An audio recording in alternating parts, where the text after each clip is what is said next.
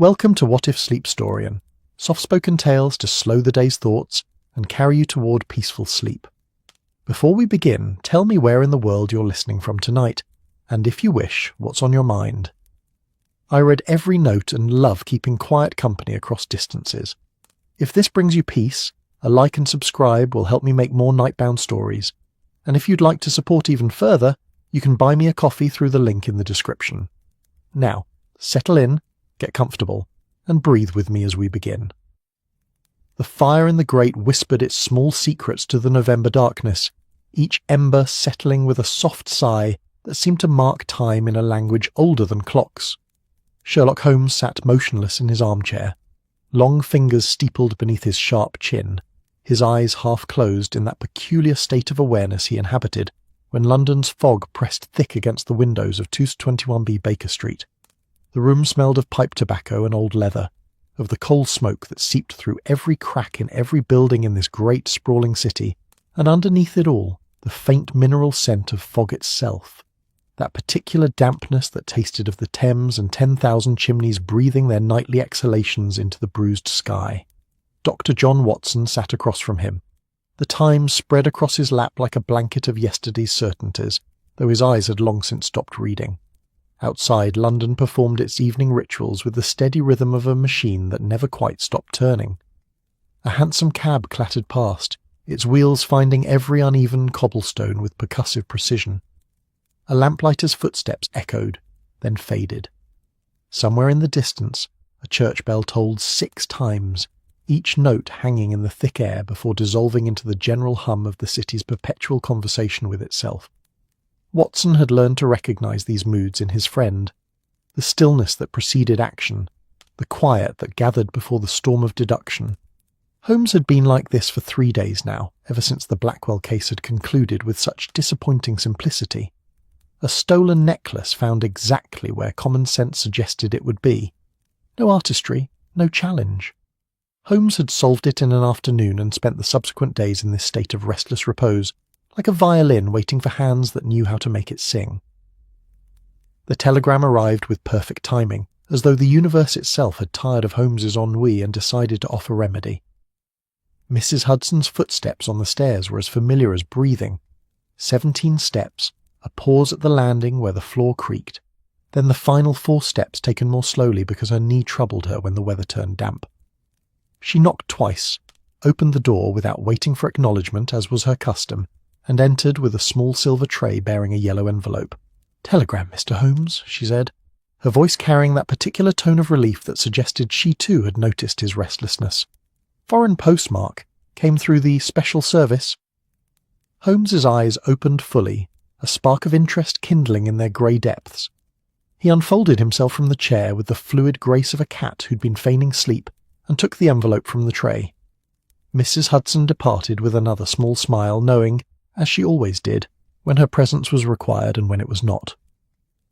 The envelope whispered as Holmes opened it, a sound like autumn leaves turning. Watson set aside his newspaper, attention fully caught now, watching as his friend's eyes moved across the telegram's brief lines. The fire crackled. The fog pressed closer to the windows, as if London itself were leaning in to listen. "Well," Holmes said at last, and there was something in his voice, a note of curiosity tinged with something deeper, something almost reverent. "It seems we are summoned to France, Watson, to a place where time itself has learned to sing." He handed the telegram across.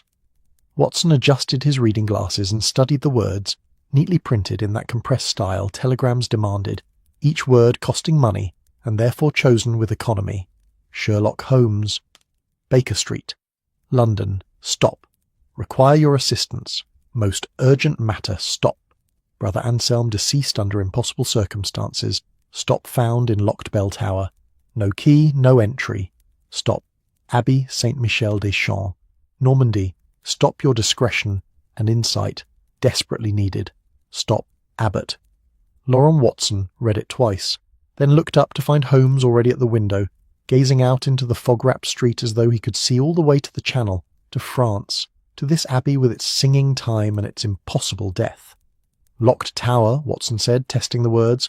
"No entry. Rather suggests—" Suicide or supernatural intervention if one were inclined toward conventional thinking, Holmes interrupted, his tone suggesting he was inclined toward neither. But abbots do not send urgent telegrams to consulting detectives when the explanation is straightforward. No, Watson, there is something here that defies the obvious, something that has troubled a man of faith enough to reach across the channel for a man of reason. He turned from the window and Watson saw the transformation complete. The ennui burned away like morning fog under the sun. Holmes was awake now, fully and completely, his mind already racing ahead to questions that had no answers yet. Saint-Michel-des-Champs, Holmes murmured, moving to the bookshelf where he kept his references, his fingers trailing along spines until they found what they sought. The Abbey of St. Michael of the Songs. I recall reading it some years ago. Famous for its bells, Watson. Not ordinary bells, but a mechanical marvel. An elaborate clockwork system installed in the 18th century. The bells are said to chime in patterns of such complexity that visitors have claimed to hear music in them, as though the mechanism itself were composing hymns. He pulled down a volume, A History of Monastic Architecture in Northern France, and flipped through its pages with the quick efficiency of a man who knew exactly what he was looking for. Ah, yes, here. The abbey dates to the 11th century, but its true fame came much later. In 1756, a French inventor and mathematician named Gaston de Ferron designed and installed an automated bell system of unprecedented sophistication. Gears, weights, programmable sequences. The bells play themselves according to patterns set into rotating drums, much like a music box but on a vastly grander scale. Watson rose and came to look at the illustration Holmes indicated. A detailed engraving showing a tower filled with elaborate machinery, brass gears and weighted pulleys, arranged in geometric precision. It looked less like something meant for a church and more like something that belonged in the mind of an obsessive genius. Beautiful in its way, Watson observed, though I confess I don't see how it relates to a man's death. Nor do I, not yet. But consider Watson, a mechanism of such precision, in an abbey no less. Bells that sing without human hands to ring them, and now a death in that very tower, under circumstances the good abbot describes as impossible. Holmes closed the book with a soft thump. The intersection of the mechanical and the miraculous. Faith is housed in a machine that marks the hours with mathematical perfection. I suspect we will find something quite extraordinary waiting for us in Normandy. The decision once made proceeded with the swift efficiency that characterized Holmes when his interest was engaged. Watson, long accustomed to sudden departures, needed no convincing. Within the hour they had sent a return telegram informing Abbot Laurent of their impending arrival. Within 2 hours Mrs. Hudson had been informed of their departure, and had, with her customary foresight, begun preparing what she called their travelling essentials, a phrase that encompassed everything from Watson's medical bag to Holmes's portable chemistry set, from extra collars to a flask of good brandy against the Channel's chill. By the time the mantel clock chimed 9, they were aboard the night train to Dover, their compartment a small island of lamplight rushing through the darkness of the English countryside. Holmes sat by the window, watching his own reflection superimposed over the passing shadows of hedgerows and distant farms. Watson had settled into the opposite corner, attempting to read, though he found his attention drifting to the steady rhythm of the rails beneath them, that hypnotic clicking that seemed to say going forward, going forward, going forward with mechanical certainty. "Tell me what you know of Benedictine monasteries, Watson," Holmes said suddenly, not turning from the window. Watson set aside his book. Roman Catholic order, if memory serves, founded by St. Benedict in the 6th century. They follow a rule, the rule of St. Benedict naturally, which emphasizes prayer, work, and communal living. Quite strict, I believe. Ora et labora, Holmes murmured. Pray and work. Yes, the Benedictines have always balanced the spiritual with the practical. They were the great preservers of knowledge through the Dark Ages, copying manuscripts, maintaining libraries, studying everything from theology to agriculture, not men prone to flights of fancy or supernatural hysteria, which makes this telegram all the more intriguing. The train carried them through the night, through stations that appeared like brief, illuminated dreams before being swallowed again by darkness. Holmes dozed in that light way he had, his mind never quite surrendering to sleep, while Watson gave himself over to the rocking rhythm of travel.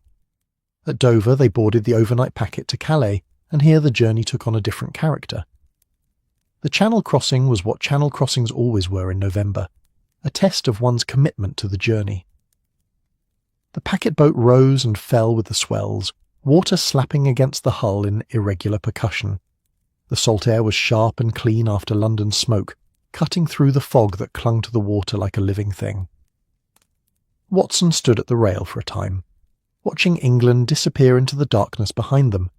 Then France failed to appear in the darkness ahead. There was only this, the boat, the water, the space between two shores where neither country held claim. Holmes joined him after a time, his coat collar turned up against the spray, his eyes fixed on nothing and everything. The bells at Saint-Michel-des-Champs are said to ring in sequences that last for hours, he said, his voice barely audible over the wind and waves. Complex mathematical patterns that repeat only once every 7 years. Gaston de Ferron was not merely an inventor, Watson. He was a man who believed time itself could be made to speak, if only one knew the correct language. Rather a heretical notion for a monastery, Watson observed. Yes, Holmes agreed, and there was something in his tone, a recognition perhaps of a kindred spirit across the centuries. Rather heretical indeed. They reached Calais as dawn was just beginning to suggest itself in the eastern sky. Not true light yet, but a softening of the darkness, a promise that night would not last forever. From Calais they took a local train south into Normandy, and as the sun finally rose, Watson got his first true glimpse of the French countryside. It unfolded in gentle hills and small villages, in fields gone brown with autumn and trees that held the last of their leaves like precious secrets they were reluctant to surrender. The light was different here, softer somehow, more golden, even in November's melancholy. The Abbey of Saint-Michel-des-Champs stood on a hillside overlooking a small valley where morning mist gathered like prayer. They saw it first from the train, a complex of stone buildings arranged around a central tower that rose above the rest like a finger pointing at heaven, or perhaps asking heaven a question. The stones were the colour of honey and ash, weathered by centuries of rain and sun and the patient work of wind. Even from this distance Watson could see the bells in the tower's upper reaches, hanging in arched openings like silent singers waiting for their cue. The local station was a single platform serving a village that seemed to consist primarily of a church, an inn, and a collection of stone houses that leaned against each other as though sharing secrets. A cart had been sent from the Abbey, a simple wooden affair pulled by a patient horse that looked as though it had been making this particular journey for years, and saw no reason to hurry through it now.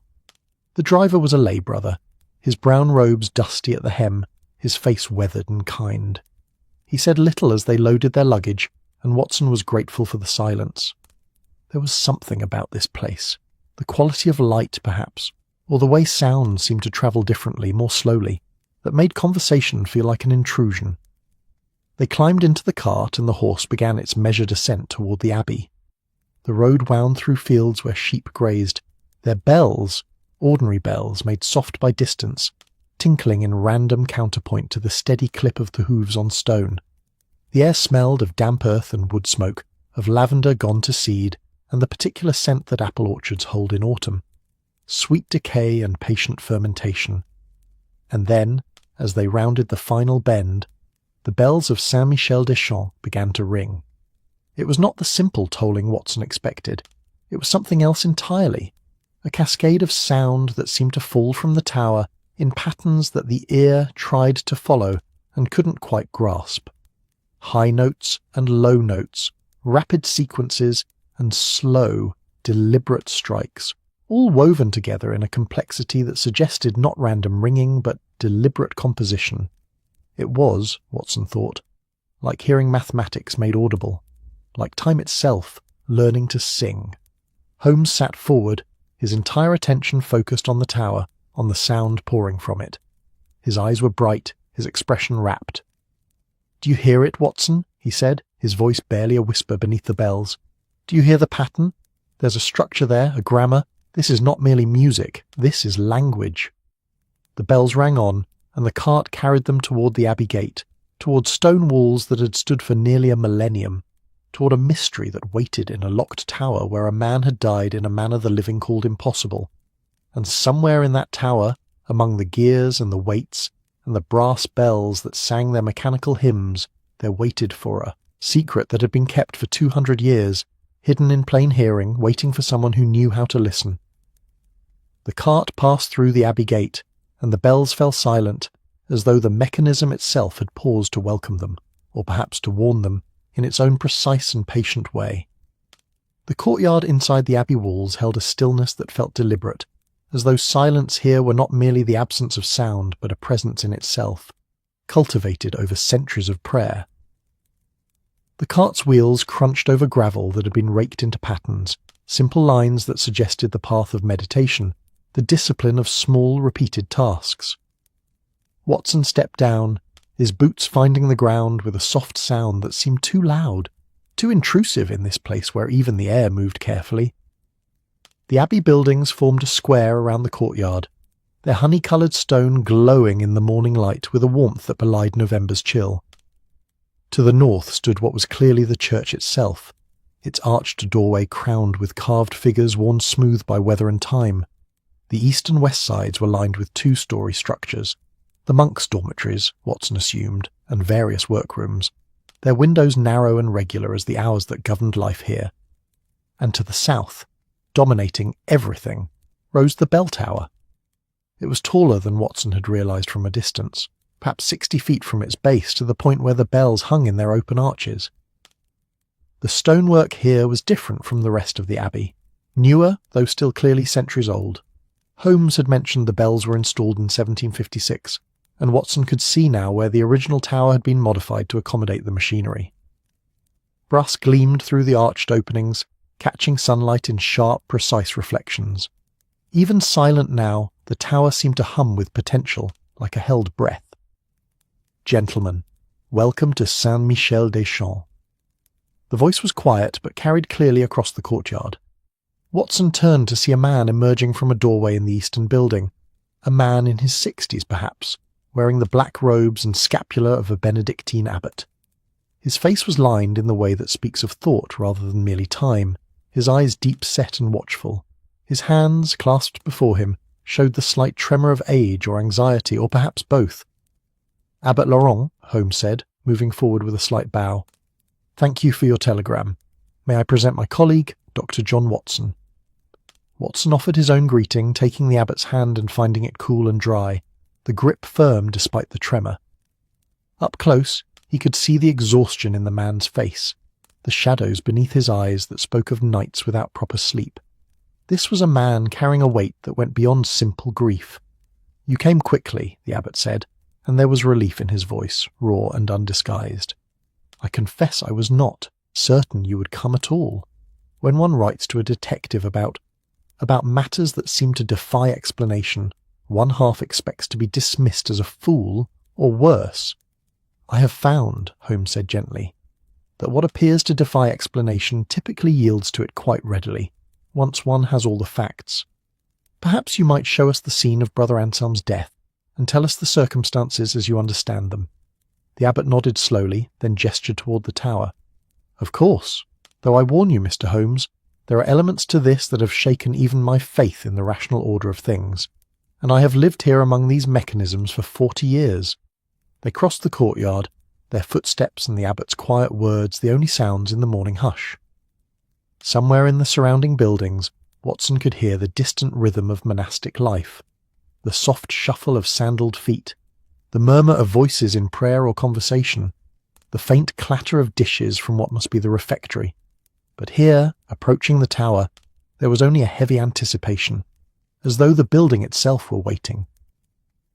The tower's entrance was a heavy oak door, its surface studded with iron that had oxidized to a deep, rich brown. The abbot produced a key from within his robes, a large, old-fashioned thing that looked as though it had been forged in the same century as the tower itself. He fitted it to the lock, and the mechanism turned with a sound like a sigh. "This is the only entrance to the tower," the abbot said as he pushed the door open. "There are windows above, of course, but they are too narrow for even a child to pass through. And there are no other doors, no hidden passages. The tower was built to house the mechanism and nothing more." They stepped inside, and Watson felt his breath catch. The interior of the tower was a cathedral of brass and iron, of gears and wheels and weighted chains that rose through the shadowed space like the skeleton of some vast, patient beast. Shafts of morning light fell through the narrow windows, illuminating motes of dust that drifted in patterns almost as complex as the bell's own songs. The air smelled of machine oil and old stone, of metal and wood and something else. A scent Watson recognized from his medical practice, faint but unmistakable. Death. Recent death, though the body's gone now. The floor of the tower was flagstone, worn smooth by centuries of feet. Against the walls, staircases spiraled upward, not continuous stairs, but separate flights that connected to platforms at various levels, allowing access to different parts of the mechanism. The gears themselves were massive, some as tall as a man, their teeth precisely cut and fitted together with an accuracy that seemed almost supernatural. Chains descended from the heights, wrapped around drums that were studded with small brass pegs arranged in patterns that Watson could not begin to decipher. The mechanism, Holmes, breathed, and Watson heard wonder in his voice, a rare thing, wonder untempered by cynicism. It's even more remarkable than I imagined. The abbot moved to the centre of the floor, to a spot where the flagstones were marked with chalk, a rough outline that Watson recognised, though he'd hoped never to see such a thing in a place of worship. The outline of a body, arms spread, legs bent at odd angles. Brother Anselm was found here, the abbot said, his voice very quiet now, as though afraid to disturb the dead who were no longer present. 3 days ago, at dawn, Brother Philippe came to win the weights. They must be raised every week to keep the mechanism running, and found him lying beneath the largest bell, the one we call Gabriel.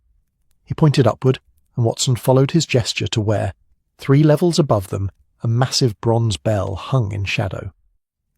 The position of the body suggests a fall, Watson observed.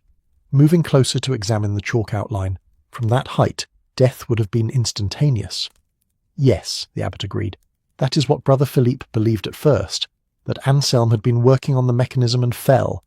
But then we noticed the circumstances. The locked door, Holmes said, not a question. The locked door, the abbot confirmed. When Brother Philippe arrived at dawn, the door was locked from the outside, as it always is at night. The key was in my possession, hanging in my office as it does every evening. No one else has a key. No one could have entered or left the tower after Compline, after the evening prayer service, when I personally locked the door at 8 o'clock. Holmes was already moving, examining the door's interior surface, running his fingers along the frame, inspecting the lock mechanism with the minute attention he brought to every detail. No other keys, he murmured.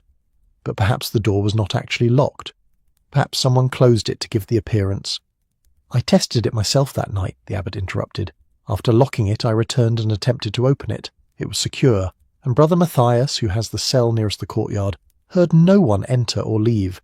He is elderly and sleeps lightly. Any sound in the courtyard wakes him. Watson watched Holmes move through the tower's base, examining every stone, every seam in the walls. The doctor turned his own attention to the chalk outline, reconstructing in his mind the position the body must have held. Arms spread wide, as though Anselm had been reaching for something. One leg bent beneath him, the other extended. The head, Watson traced the outline. The head had been turned to the side, facing the wall. Was there blood? Watson asked. Yes, the abbot said softly. Not a great deal, but yes, from the head wound. We cleaned it after the body was removed. Perhaps we should not have, but it seemed irreverent to leave it. Understandable, Watson assured him, though it does make certain determinations more difficult. Was there anything else? Any marks on the body? Any signs of violence beyond the injuries from the fall? The abbot shook his head. Brother Anselm was 63 years old. He had been with us for 40 years. A gentleman, a scholar. He worked in our scriptorium, illuminating manuscripts. His hands... The abbot's voice caught slightly. His hands were his life's work. Beautiful, precise work. And now they are still. Holmes had ascended the first staircase and stood on the platform, examining a cluster of gears that interlocked with geometric precision. "Tell me about Brother Anselm's relationship with the mechanism," he called down. "Did he have any particular interest in the bells? Any expertise with the clockwork?" "None whatsoever," the abbot replied. "He appreciated the bells as we all do, but he was not mechanically inclined. If anything, he found the machinery somewhat unsettling. He preferred the silence of the scriptorium, the stillness of prayer. This tower was not a place he visited by choice. And yet he was here, Holmes said, in the middle of the night, alone, in a locked tower, which suggests either he found a way to enter that we have not yet discovered, or someone else was here with him, Watson finished. Someone who left and locked the door behind them. With a key they could not possibly have possessed, the abbot added, his voice heavy with the impossibility of it all. Holmes descended the stairs, his expression thoughtful. He moved to the centre of the floor again, standing in the chalk outline looking upward at the bell called Gabriel. The morning light had shifted, and now it illuminated the bell's surface, revealing inscriptions Watson hadn't noticed before. Latin phrases worn almost smooth by age, and other marks, geometric patterns etched into the bronze. The bell rang that night, the abbot said suddenly. At midnight, as it always does. Gabriel has the deepest tone, and it chimes the hour. Brother Matthias heard it. He remembers because it seemed to ring longer than usual, or perhaps more loudly. It disturbed his sleep. Interesting, Holmes murmured. He was examining the floor now, getting down on hands and knees to study the flagstones themselves, running his fingers along the mortar between them. Watson knew better than to interrupt this process. He turned instead to the abbot. "May I ask what has been done with Brother Anselm's body?" "He's in the chapel," the abbot said. "We have kept him in state, awaiting proper burial. I thought perhaps you might wish to examine him, though I confess the thought troubles me. He deserves his rest." "He deserves justice," Watson said gently. "Or at least understanding. If you'll permit me, I would like to see him. A medical examination might reveal something that was not apparent at first." The abbot nodded slowly. "Of course. I will take you to him. Mr. Holmes, will you?" "I will remain here," Holmes said, not looking up from his examination of the floor. "There is much to learn from this space. Watson can manage medical matters. He has a keener eye for such things than I." Watson followed the abbot back into the courtyard, grateful for the fresh air after the close, oil-scented atmosphere of the tower. The chapel was in the main church, accessed through the public entrance. They passed from the bright November morning into the cool dimness of the sanctuary, and Watson felt the shift in atmosphere like a physical thing, from the mechanical and rational to something older, something that spoke of faith and mystery in ways that had nothing to do with locked doors and falling bodies. The chapel was a small side chamber, lit by candles that cast wavering shadows on walls painted with frescoes so old their colours had faded to suggestions of what they once depicted. Saints and angels, scenes from Scripture, all slowly returning to the stone beneath as time performed its patient work of erasure. Brother Anselm lay on a simple bier covered with a white cloth. The abbot stood at a respectful distance as Watson approached, pulling back the cloth with the careful reverence this place demanded. The monk's face was peaceful in death, more peaceful than Watson would have expected given the violent nature of his end. He was, as the abbot had said, an elderly man, his face lined with age but his features still holding a certain delicacy. His hands, folded on his chest, were as described. Beautiful hands, the fingers long and precise, marked with small calluses that spoke of years holding pen and brush. The nails were clean and trimmed short. Artist's hands. Scholar's hands. Watson began his examination with systematic care, noting each detail. The skull fracture was evident even without disturbing the body. A depression at the back of the head, on the left side, consistent with a fall onto stone. There were other injuries as well, bruising on the right shoulder and arm, a broken rib that Watson could feel through the robe, abrasions on both knees. But there was something else. Watson paused, his fingers gentle on the monk's right hand. He turned it over, examining the palm, and there, pressed into the soft flesh between thumb and forefinger, was a mark. A bruise in the shape of a small rectangle, with a circular depression at one end. "Abbot Laurent," Watson called softly, "was anything found with the body? In his hands, perhaps? Or near him?" The abbot approached. "No, nothing. Why do you ask?" Watson showed him the mark. "This suggests he was holding something. Something small and metallic, I would say, given the precision of the impression. He was gripping it tightly enough to leave this mark, which means he held it in the moments before he fell, or as he fell." "But there was nothing," the abbot repeated. Brother Philippe was quite certain. The floor beneath him was bare. "Then whatever he held," Watson said slowly, working through the logic, "either was removed by someone else, or—" He paused, a thought occurring to him. or it fell from his hand and rolled somewhere, into a crack between stones perhaps, or beneath the machinery. He covered Brother Anselm gently, offering a silent prayer, not from any particular faith, but from the respect one offers the dead. Then he turned back toward the courtyard, toward the tower, his mind already composing the report he would give Holmes. The sun had climbed higher now, and the courtyard was no longer empty. A dozen monks moved about their morning duties, some heading toward the gardens visible beyond an archway, others carrying baskets of laundry or tools for repair work. They moved with practiced efficiency, their sandals whispering on stone, their robes creating soft sounds like the turning of pages. Some glanced at Watson with curiosity, others with what might have been suspicion or perhaps simply concern. A stranger in their midst, asking questions about death in a place dedicated to eternal life. Watson found Holmes exactly where he'd left him, but now the detective was on the second-level platform, examining the drums that controlled the bell sequences. He held something in his hand, something small that caught the light with a metallic gleam. "Holmes?" Watson called up. Holmes looked down, and even in the tower's shadow Watson could see the satisfaction in his friend's expression. "Watson, come up. I believe I've found what Brother Anselm was holding when he died." Watson climbed the spiral stairs, his hand on the cool stone wall for balance.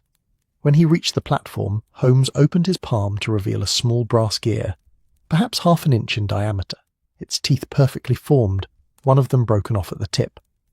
"Found it wedged between two flagstones," Holmes said, not beneath the body, but several feet away, as though it had rolled, or been thrown. Watson pulled out his handkerchief and held it beneath Holmes's hand, letting the gear fall into the clean cloth. "There's a mark on Anselm's palm," he said. "This would fit perfectly. He was holding it when he fell." "Or when he was struck," Holmes said quietly. They stood together on the platform looking down at the chalk outline far below, at the morning light streaming through narrow windows, at the vast mechanical prayer that surrounded them on all sides. And Watson knew, as surely as he knew his own heartbeat, that they had stumbled into something far stranger and more complex than a simple death in a locked tower. Somewhere in this machinery of brass and faith, in these gears that turn to mark the hours and sing the sequences designed by a man 2 centuries dead, there was a secret waiting. And that secret, Watson suspected, had cost Brother Anselm his life. The bells remained silent, but Watson could almost hear them anyway. A ghostly echo of the pattern they'd heard on arrival. Mathematics made music, time given voice. What song had they been singing at midnight when Brother Anselm fell?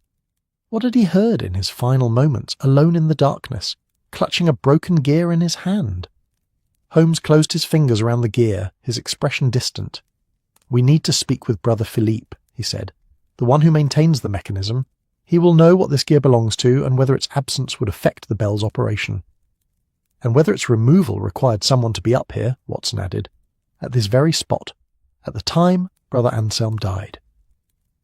They descended together, the tower's shadows embracing them like secrets too long kept, and above them, silent and patient, the bells waited to sing again.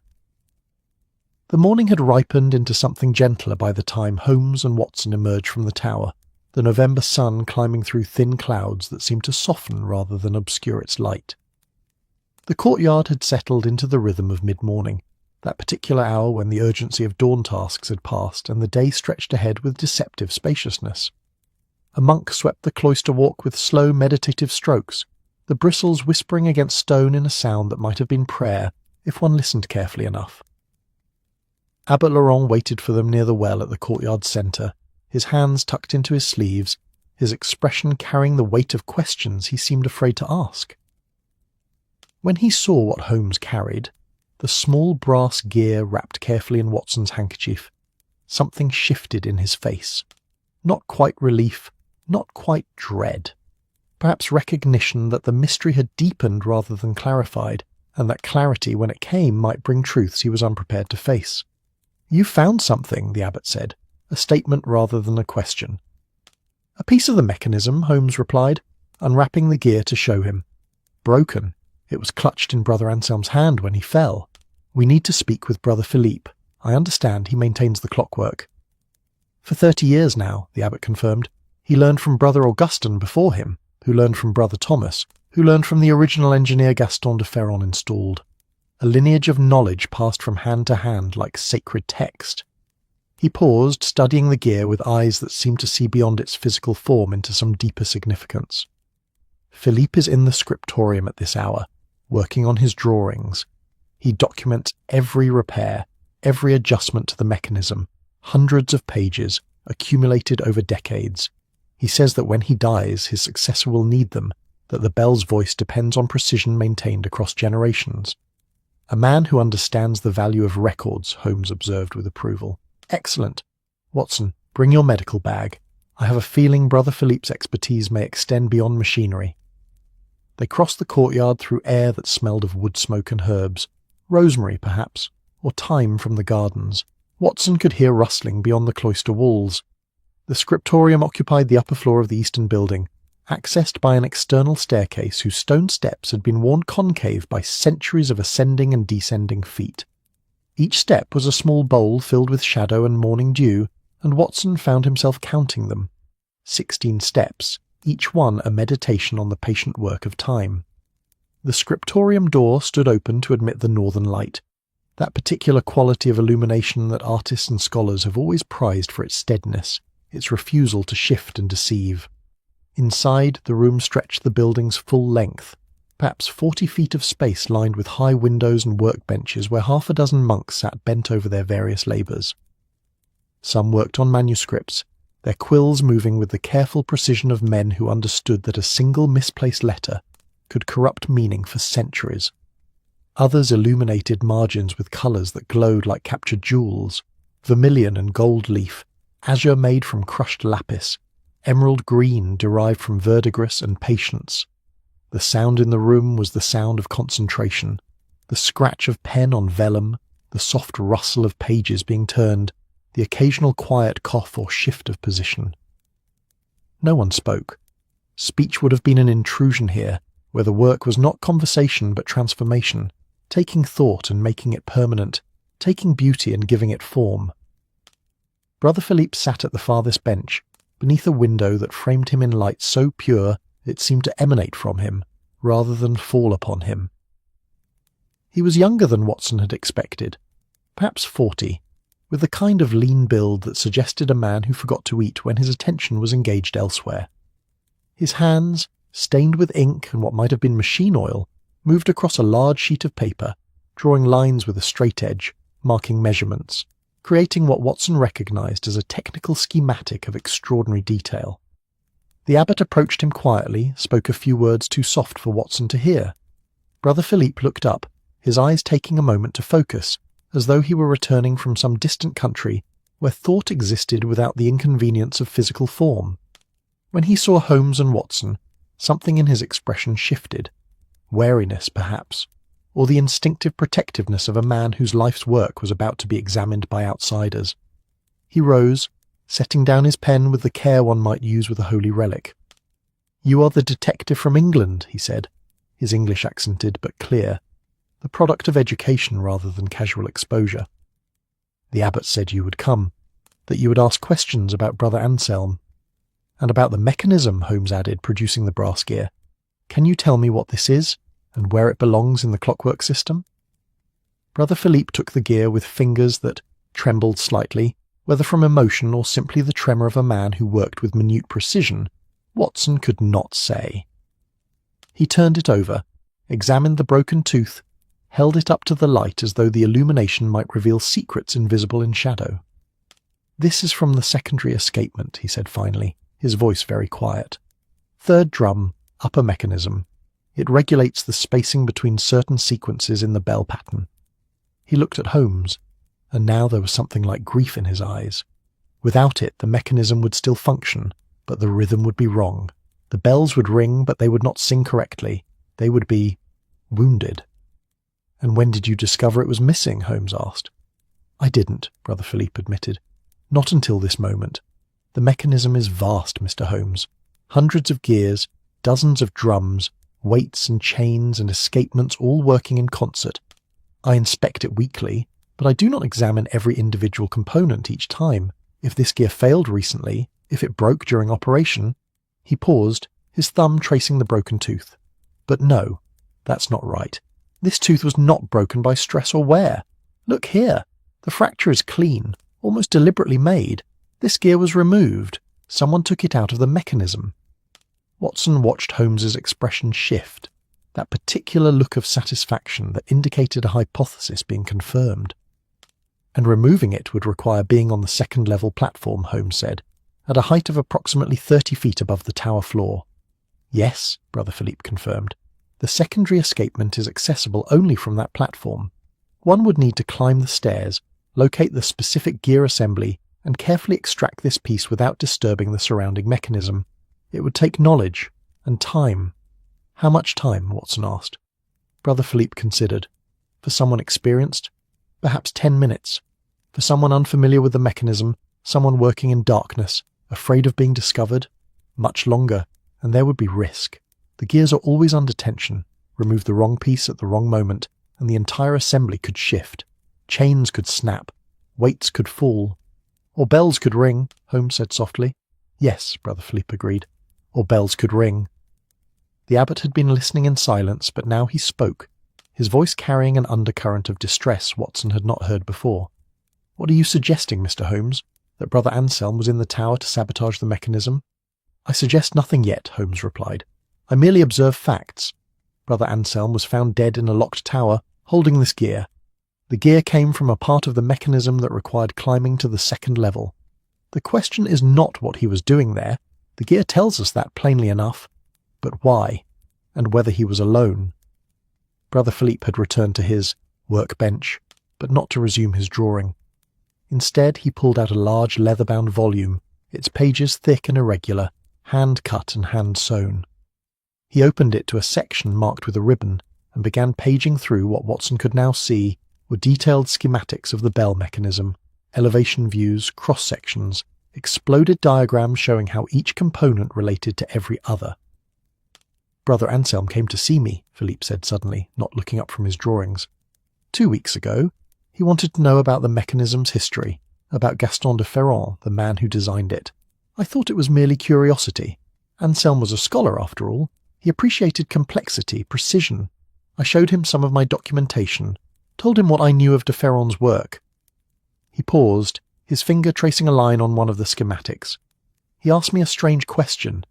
He asked if the bells had ever said anything that wasn't prayers. Silence filled the scriptorium like water filling a bowl, deep and complete. The other monks had stopped their work, though they pretended not to listen. Even the light seemed to hold still, waiting. What did you tell him? Holmes asked, his voice carefully neutral. I told him that bells don't speak, Brother Philippe said. They ring, they mark the hours, they call us to pray. What they say is what we hear in them, what we bring to them with our own hearts and minds. But he was not satisfied with that answer. He said— Felipe hesitated, then continued. He said he had been listening to the midnight sequence for months, had been writing down the pattern, and that he believed there was a message encoded in the bell's rhythm, a message that had nothing to do with prayer. Watson felt a chill that had nothing to do with the November air. Beside him, Holmes had gone very still, the stillness of a predator that has caught the scent of its quarry. Did he show you his writings? Holmes asked. His transcriptions of the bell patterns? No. I dismissed his concerns, I'm afraid. Gently but firmly. I told him he was seeing patterns where none existed, that the mechanism simply followed the programming of its drums, and that de Ferrand was a faithful man who built a faithful instrument. Brother Philippe closed the volume with a soft thump. I may have been wrong. Where are Brother Anselm's papers now? Watson interjected. His notes, his transcriptions? The abbot answered. In his cell, I assume. We have touched nothing since his death. I thought it would be disrespectful to disturb his belongings before the burial. May we see his cell? Holmes asked, though the question was more courtesy than request. They left the scriptorium in a silence that felt heavy with implications, descending the worn stone steps into a courtyard where the light had shifted again, where the shadows had lengthened and the day had moved forward whether anyone was ready for it or not. The dormitory building was simple, austere in the way Benedictine architecture had always been. Beauty through proportion rather than ornament, elegance through function rather than decoration. Brother Anselm's cell was on the second floor, one of a dozen identical rooms opening onto a corridor that smelled of beeswax and old stone. The door was not locked. Privacy in a monastery was more spiritual than physical, maintained by respect rather than barriers. The abbot opened it with visible reluctance, as though crossing the threshold uninvited was itself a violation. The room was perhaps 10 feet square, containing only what was necessary: a narrow bed, a writing desk, a chair, a crucifix on the wall, a single window that looked out over the gardens. The desk was tidy, almost painfully so, with pens arranged by size, ink bottles stoppered and clean, a stack of vellum pages cut and ready for use. On the wall above the desk hung a calendar marked with the dates of saints' days and feast days, a map of the heavens showing the constellations, and a small shelf holding perhaps a dozen books, breviaries, psalters, a worn copy of St. Augustine's Confessions. But on the desk itself, in pride of place, lay what they had come for: a notebook bound in dark leather, its pages covered in handwriting so precise it might have been printed. Holmes moved to it immediately, handling it with the reverence it deserved, opening it to reveal page after page of notations. Watson looked over his friend's shoulder and saw what Brother Anselm had spent months compiling: transcriptions of the bell sequences, written out in a notation that combined musical staff marks with numbers and symbols Watson did not immediately recognize. Each page was dated, showing that Anselm had listened to and recorded the midnight chimes every night for the past 6 months. The dedication was staggering, the precision absolute. But more than that, and this is what made Watson's breath catch, each page included notes in the margin, written in what appeared to be Latin at first glance, but was actually something else, some cipher or code that Anselm had been working to break. Some entries were marked with checks, others with question marks. Some had been circled, others crossed out. It was the work of a man consumed by a puzzle, driven by a mystery he could not let rest. He was a cryptographer, Holmes murmured, turning pages with careful fingers, or he became one. Look here, Watson. He's mapped the bell sequences to letters. He's treating the entire pattern as a substitution cipher, where each unique sequence of strikes corresponds to a different character. Brilliant. Utterly brilliant. But why would de Ferron encode messages in church bells? Watson asked. He was commissioned to create a religious instrument. Surely he wouldn't... Wouldn't he? Holmes interrupted, looking up with eyes bright with excitement. Consider the era, Watson. 1756. The age of enlightenment in full flower. The church is still powerful, still demanding conformity. But the scientific revolution is well underway. Men like de Ferron, educated in mathematics and natural philosophy, began to question doctrines that contradicted observation and reason. What if de Ferron had knowledge, ideas, discoveries that he knew the church would condemn as heretical? What better place to hide them than in a mechanism installed in a monastery, playing prayers that no one would think to question? The abbot had gone pale. Mr. Holmes, you cannot seriously suggest that our bells, blessed and consecrated, ringing the hours for 200 years, have been broadcasting... what? Heresy.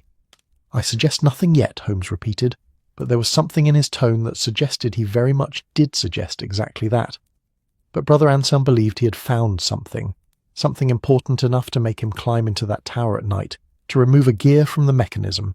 The question is whether he climbed there alone, and whether someone wanted to prevent him from revealing what he'd discovered. Brother Philippe, who had accompanied them to the cell, stepped forward and gently took the notebook from Holmes's hands.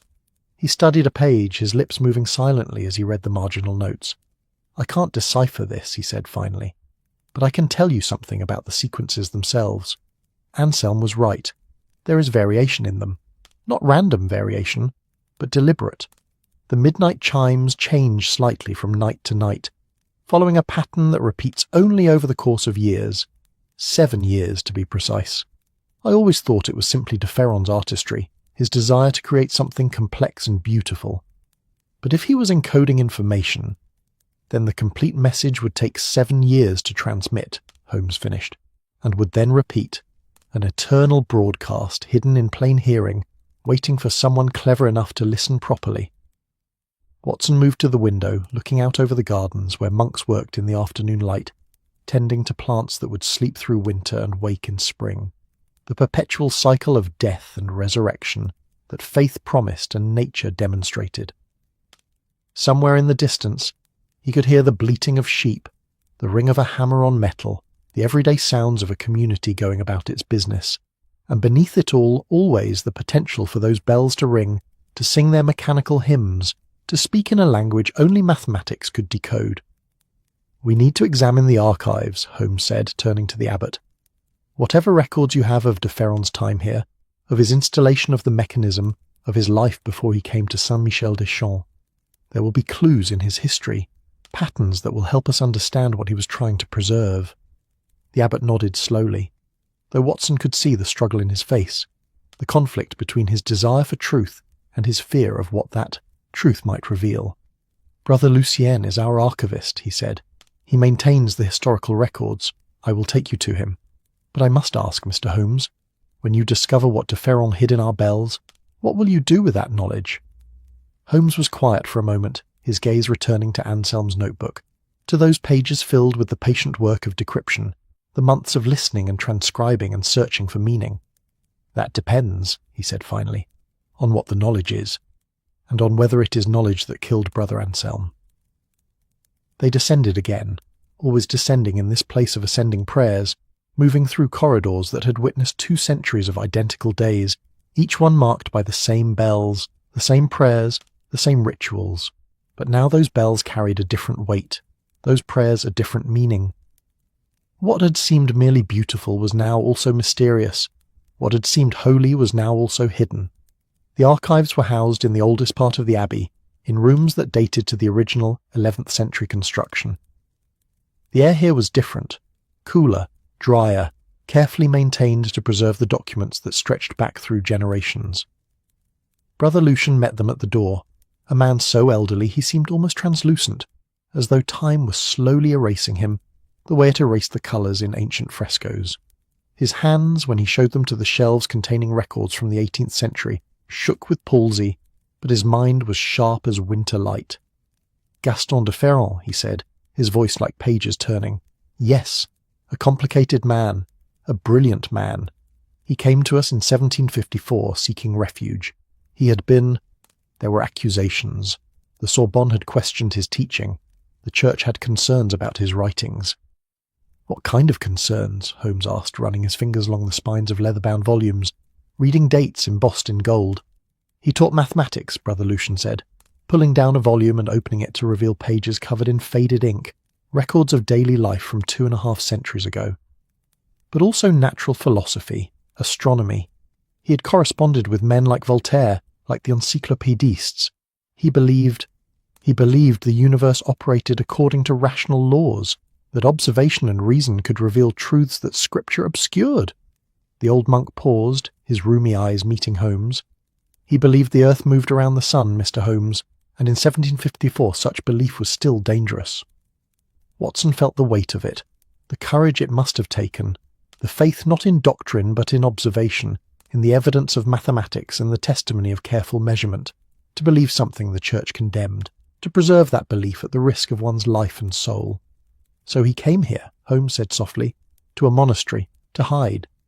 "To hide, yes," Brother Lucian agreed, "but also to build." The abbot at that time, Abbot Christophe, was himself a man of learning. He protected de Ferron, gave him sanctuary and commissioned him to create the bell mechanism. De Ferron worked for 2 years, alone mostly, occasionally with a single assistant. When the mechanism was completed and consecrated, he lived here for another 3 years, maintaining it, documenting its operation. Then he died, peacefully of a fever, and was buried in our cemetery. "And no one questioned the mechanism?" Watson asked. "No one examined it closely enough to discover what he might have hidden in it?" Brother Lucian smiled, an expression that held both sadness and something like pride. "It was blessed by a bishop, Dr. Watson. It rang prayers. Who would think to question prayers? For 200 years the bells have rung, and we have listened, and we have heard what we expected to hear. Perhaps Brother Anselm was the first to listen differently." Holmes had been reading through the volume of records, his eyes moving quickly over the pages, absorbing information with that peculiar intensity he brought to research. "Here," he said suddenly, pointing to an entry. "A week before the mechanism was consecrated, de Ferron requested permission to make a final adjustment to the drum programming. He spent 3 days alone in the tower with instructions that he was not to be disturbed. The abbot granted his request." 3 days, Watson murmured, "long enough to encode considerable information." "Or to create a key," Holmes said. A cipher that would allow someone someday to read what he had written in bronze and brass. He closed the volume, his expression distant. We need to understand that mechanism completely, not just how it works, but what it says. Brother Philippe, you have the technical knowledge. Watson, you have medical precision, and I have experience with codes and ciphers. Between us, we should be able to hear what de Ferron wanted us to hear. They returned to the courtyard as bells began to ring, not the elaborate midnight sequence, but the simple call to Vespers, the evening prayer. The sound was pure and clear, cascading down from the tower in waves of bronze resonance. Monks emerged from various buildings, converging on the church like iron filings drawn to a lodestone, the pull of routine and ritual and 200 years of identical evenings, all leading to this moment, this gathering, this prayer.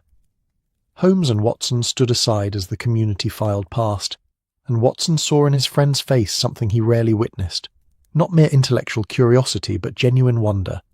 The wonder of discovering that something beautiful was also meaningful, that art and science could be the same thing, that a man 2 centuries dead could still speak if only one knew how to listen. "Tomorrow," Holmes said as the last monk disappeared into the church and the courtyard fell into twilight shadow, "we begin to decode those bells. We discover what truth de Ferron thought worth hiding, and, perhaps in doing so, we discover why Brother Anselm died." The bells fell silent, the courtyard held its breath, and somewhere in the mechanism above them, gears turned with patient precision, counting down the hours until midnight, until the great bell Gabriel would ring, until whatever message was encoded in its bronze voice would broadcast once more into the darkness, waiting for ears that knew how to understand. The evening settled over Saint-Michel-des-Champs with the particular quality of stillness that November brings to the French countryside, a hush that feels less like silence and more like the world drawing breath before winter's deepest sleep. Watson stood at the window of the guest quarters they'd been assigned, watching as darkness gathered in the valley below, pooling like water in the low places before rising to drown the hills. Lights appeared in the village, candles and oil lamps creating small islands of warmth against the encroaching cold. Somewhere distant, a dog barked, the sound carrying clearly in the air that had gone sharp with the promise of frost. Behind him, Holmes sat at the small writing desk, Brother Anselm's notebook open before him, several sheets of paper covered with his own notations spreading across the surface like a mathematical garden growing in real time. He had been working for 3 hours now, ever since their return from the archives, pausing only when Brother Philippe had brought them a simple meal of bread, cheese and wine that sat mostly untouched on a tray by the door. The room was warm, heated by a small brazier that cast shifting shadows on walls bare except for a crucifix and a faded tapestry depicting St. Benedict receiving his rule.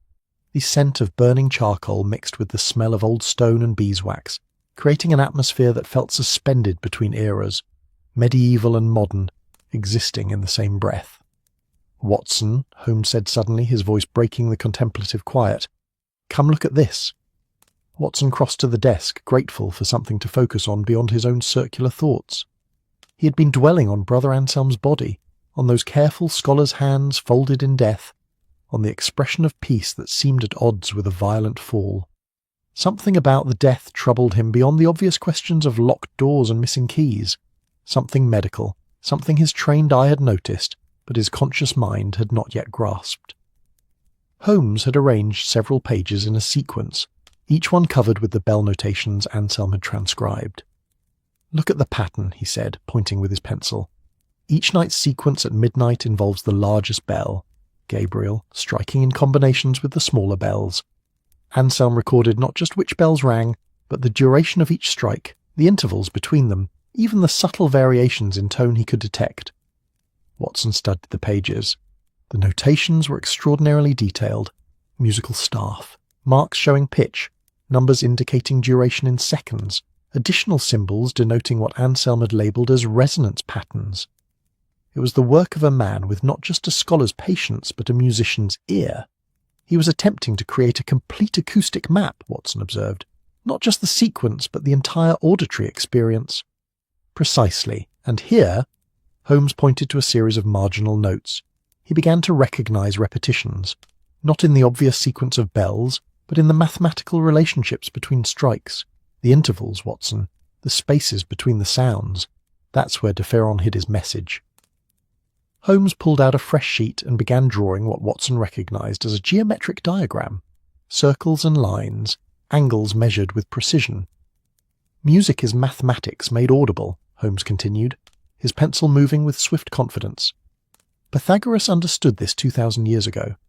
The relationship between tones can be expressed as ratios, simple fractions that govern harmony and discord. De Ferron was a mathematician. He would have known this intimately. So the message isn't in which bells ring, Watson said slowly, working through the logic, but in how they ring relative to each other. Exactly. The sequence itself is a distraction, elaborate but ultimately meaningless. But the intervals between strikes, those form a numerical code, and numbers, dear Watson, can express anything: coordinates, dates, letters converted to numerical equivalents. Holmes sat back, satisfaction evident in his expression. Brother Anselm was beginning to see this. Look here, in his final weeks of transcription, he started adding calculations, converting intervals to numbers, attempting various substitution patterns. Watson studied the calculations, feeling that peculiar mix of admiration and unease that Holmes's deductions often provoked. But he didn't complete the work. He died before he could fully decode the message. Or he decoded enough to compel him into that tower, Holmes said quietly. Enough to make him believe he needed to stop the message, or perhaps to protect it. The question is which, and from whom? A knock at the door interrupted them. Brother Philippe entered at Holmes' invitation, carrying a leather satchel bulging with papers. He looked exhausted, his face drawn, dark circles beneath his eyes suggesting he'd slept poorly since Anselm's death, or perhaps not at all. I brought my documentation, he said, setting the satchel on the small table by the untouched meal. 3 decades of maintenance records. Every gear I've replaced, every chain I've adjusted, every modification to the weight timing. If there's anything unusual in the mechanism's operation, it should be recorded here. Holmes rose and helped him spread the papers. Technical drawings of extraordinary precision, maintenance logs dated and annotated, even sketches showing how specific repairs were executed. It was the accumulated knowledge of a lifetime spent in intimate conversation with machinery, learning its language the way a priest learns scripture. These are remarkable, Holmes said, with genuine admiration in his voice. Your documentation rivals anything I've seen from professional engineers in London. Brother Philippe smiled tiredly. The mechanism is my prayer, Mr. Holmes. Some men pray with words. I pray with precision. Every gear I maintain is an act of devotion, to the memory of Gaston de Ferron, to the Abbey, to the idea that something built with sufficient care can outlast its creator. He paused, looking at Anselm's notebook still open on the desk. I should have listened to him. When he came to me with his questions about messages in the bells, I dismissed it as fancy. I was wrong. You were protecting what you loved, Watson said gently. That's not wrong, merely incomplete. Brother Philippe pulled a chair to the desk, sitting heavily as though his legs no longer quite trusted themselves. I've been thinking about what you said earlier, about the gear Anselm was holding. If he removed it from the secondary escapement, he would have affected the timing of specific bell combinations, not stopped the mechanism but altered it, made certain intervals longer or shorter. Changing the message, Holmes said. Or revealing it, Philippe countered. What if the mechanism we've been maintaining all these years isn't quite what de Ferron originally programmed? What if there have been subtle modifications over the centuries? Small adjustments made by engineers who didn't understand what they were altering. The drums that control the bell sequences are complex, but they can be adjusted. Perhaps Anselm believed he needed to restore an original setting. Holmes leaned forward, interest sharpening. Do you have de Ferron's original programming specifications, his design documents? Some, Philippe admitted, but they're fragmentary. Much was lost over the years. Fire, water damage, simple neglect. What remains is in the archives, but it's incomplete. I've been working from the mechanism itself, maintaining what exists rather than trying to reconstruct what was intended. Show me, Holmes said, and the 3 of them bent over the papers, Philippe's technical drawings beside Anselm's transcriptions, beside Holmes's mathematical calculations, 3 different languages all attempting to describe the same truth. Watson watched them work. These 2 men who approached mystery from different directions. Holmes with his relentless logic, Philippe with his engineer's understanding of how physical systems expressed abstract intentions. He felt, as he often did in Holmes's presence, both essential and superfluous. Essential because Holmes needed his grounding, his reminder that mysteries involved human hearts as well as mechanical gears. Superfluous because the real work was happening in realms of pure thought, where his medical training provided limited advantage. He crossed to the window again, looking out at darkness now complete, the valley below invisible except where scattered lights marked human habitation. The Abbey's own lights were mostly extinguished. Monks rose with the sun and slept soon after Compline, the final evening prayer. Only in this guest room, and presumably in the tower where the mechanism required no sleep, did light still burn. As if summoned by his thought, the bells began to ring. Not the midnight sequence, it was only 9:30, but the call to Compline. The sound cascaded down from the tower, simple and pure, a pattern Watson had heard several times now since their arrival. 3 strikes on the smallest bell, a pause, 5 strikes on the middle bell, another pause, then a long resonant tone from Gabriel that seemed to vibrate in Watson's chest, in his bones, in some deep part of himself that recognized the sound as something more than mere acoustic phenomenon. He heard footsteps below as monks made their way to the church for the final prayers of the day. The rhythm of sandals on stone created a counterpoint to the bells, human feet and bronze voices combining in an unintentional harmony. Watson thought of the generations who had walked these same stones, hearing these same bells, 200 years of nights, of prayers, of the daily dying into sleep that mirrored the larger dying all men eventually faced. What had de Ferron believed that made him willing to hide it in this place? What truth had he smuggled into sanctuary, encoded in mathematics, broadcast in bronze? And had that truth killed Brother Anselm 2 centuries later? Good Lord, Holmes breathed behind him, and Watson turned to see his friend staring at a sheet of paper, his expression one of dawning realization. Philippe, your maintenance records. Here, from 15 years ago, you noted that you replaced 3 gears in the secondary escapement.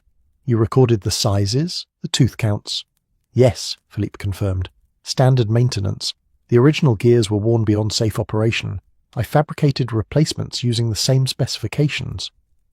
The same specifications you could measure, Holmes said carefully, from the worn gears.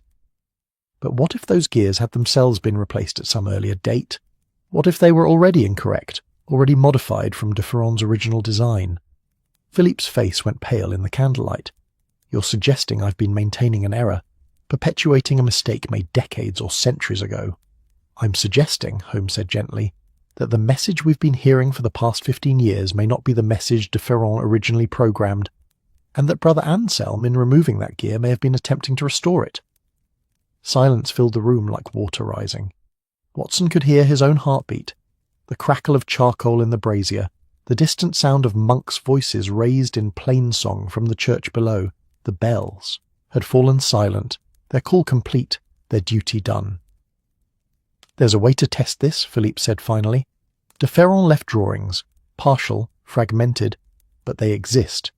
If we can find his original specifications for the secondary escapement, we can compare them to what currently exists in the mechanism. If there are discrepancies, then we'll know Anselm was right, Holmes finished, and we'll know what the mechanism should be saying, rather than what it has been saying. They worked through the night, sleep forgotten or at least deferred, irrelevant in the face of mystery demanding solutions. Brother Lucian was roused from his bed, apologetically but necessarily, and brought them to the archive's deepest shelves, where de Ferron's original documents resided in a wooden chest bound with iron straps and a lock whose key hung on a chain around the elderly archivist's neck. The chest opened with a protest of hinges that hadn't moved in years, releasing air that smelled of old paper and older secrets. Inside, wrapped in oilcloth against moisture and time, were perhaps 24 sheets of vellum covered in technical drawings of extraordinary complexity. De Ferron's hand had been precise, his lines confident, his notations meticulous. Looking at them, Watson felt he was seeing directly into the mind of a man who understood that what he was creating would outlive him, would speak when he could not, would preserve truths that his own century was not ready to hear. Philippe spread the drawings on the archive table, handling them with a reverence usually reserved for scripture. His fingers traced lines, measured angles, compared specifications to the mechanism he knew so intimately. Holmes watched over his shoulder occasionally pointing, asking questions in that rapid-fire way he had when pursuing a thought to its conclusion. Watson, recognizing his own limitations, made himself useful by organizing the documents, keeping them in order, ensuring that nothing was lost or confused in the urgency of examination. It was work that required attention but not expertise, and he found a certain meditation in it, the careful handling of fragile paper, the mindfulness required to preserve what centuries had already threatened. "Here," Philippe said, his voice strange, pitched somewhere between triumph and despair. "The secondary escapement, de Ferron's original specifications." He pulled out a drawing, laid it beside his own documentation of the current mechanism. Even Watson, untrained in engineering, could see the differences, gear ratios that didn't match. Tooth counts varied. Subtle alterations that would change timing, would modify intervals, would transform whatever mathematical message the bells were meant to convey. "When did it change?" Holmes asked. "Can you determine that from your records and those of your predecessors?" Philippe was already shuffling through papers, comparing maintenance logs, tracing the lineage of repairs backward, through time. "Here," he said, finding an entry from 1843. "Brother Matthias, not the current one, his great-uncle, replaced several gears in the secondary escapement after a weight chain broke and caused damage to the mechanism. He fabricated new gears based on what was there, what he could measure. He had no way to know they'd already been modified." "Modified when?" Watson asked. "And by whom?" Brother Lucian, who had been watching silently, spoke up in his papery voice. "There was a fire in 1798. During the Revolution, the Abbey was ransacked, some buildings burned. The tower survived, but there was damage. A local blacksmith was brought in to make repairs. We have almost no records from that period. Much was destroyed or lost. But if repairs were made by someone who didn't understand the mechanism's true purpose, then the message has been corrupted for over a century," Holmes said softly. "And no one knew. No one listened carefully enough to notice that what the bells were saying didn't quite make sense." He turned to Philippe. "Can you restore it? Can you fabricate gears to de Ferron's original specifications?" Philippe studied the drawings, his expression calculating, considering. "Yes. It would take time, perhaps a week, working in the Abbey's forge. But yes, I could restore the secondary escapement to its original design." "Do it," Holmes said, "but carefully, quietly. If someone killed Brother Anselm to prevent this truth from being revealed, they may yet be watching. They may yet act." Watson felt a chill that had nothing to do with the archive's cold air. "You believe the killer is still here, in the Abbey?" "I believe someone has a vested interest in keeping de Ferron's message hidden," Holmes replied. "Whether that person is in the Abbey or merely has access to it, I cannot yet say. But Brother Anselm's death was not random. It was purposeful. Someone knew he was close to understanding, and someone stopped him." They returned the documents to their chest, locked it away, thanked Brother Lucian, who departed for what remained of the night, with the weary resignation of an old man whose sleep had been traded for knowledge he wasn't certain he wanted. The archives settled back into their patient darkness, where secrets kept themselves simply by being too old, too numerous, too deeply buried for casual discovery. Walking back across the courtyard toward their guest quarters, Watson found himself hyper-aware of the darkness between buildings, the shadows that might hide observers, the silent windows that might conceal watching eyes. The Abbey felt different now, not peaceful but watchful, not sanctuary but stage, where some drama was being played out with stakes he still didn't fully comprehend. "Holmes," he said quietly, "what do you think de Ferron encoded in those bells? What truth was worth this elaborate concealment?" Holmes was silent for several paces, their footsteps the only sound in the sleeping Abbey. When he spoke, his voice carried a quality Watson had rarely heard, something almost like reverence. "I think de Ferron believed the universe operates according to rational laws that can be discovered through observation and mathematics. I think he had evidence for the heliocentric model, that the Earth orbits the Sun rather than the reverse. I think he may have calculated orbital mechanics, planetary positions, perhaps even made predictions about celestial events that could be verified by anyone with sufficient patience and a clear night sky." "But that knowledge is no longer heretical," Watson objected. "The Church has accepted—" "Has it?" Holmes interrupted. "Officially, perhaps, grudgingly. But there are elements within the Church that still resist, that still see science as a threat rather than a tool. And there are men, powerful men, whose authority rests on maintaining certain fictions, certain comfortable beliefs. If de Ferron's bells have been broadcasting mathematical proof of astronomical truth for 2 centuries, if that proof can be decoded and verified— He trailed off, but the implication was clear. They reached their quarters and found Brother Philippe already there, having taken a different route, his satchel repacked with the drawings he'd need to fabricate the correct gears. He looked determined now, the exhaustion burned away by purpose. "I'll begin tomorrow," he said, "in the forge. It will take several days, but I'll work as quickly as I can." He paused at the door, looking back at them. "Brother Anselm was my friend. Not a close friend. We were too different. He with his manuscripts and I with my mechanisms. But a good man. A kind man.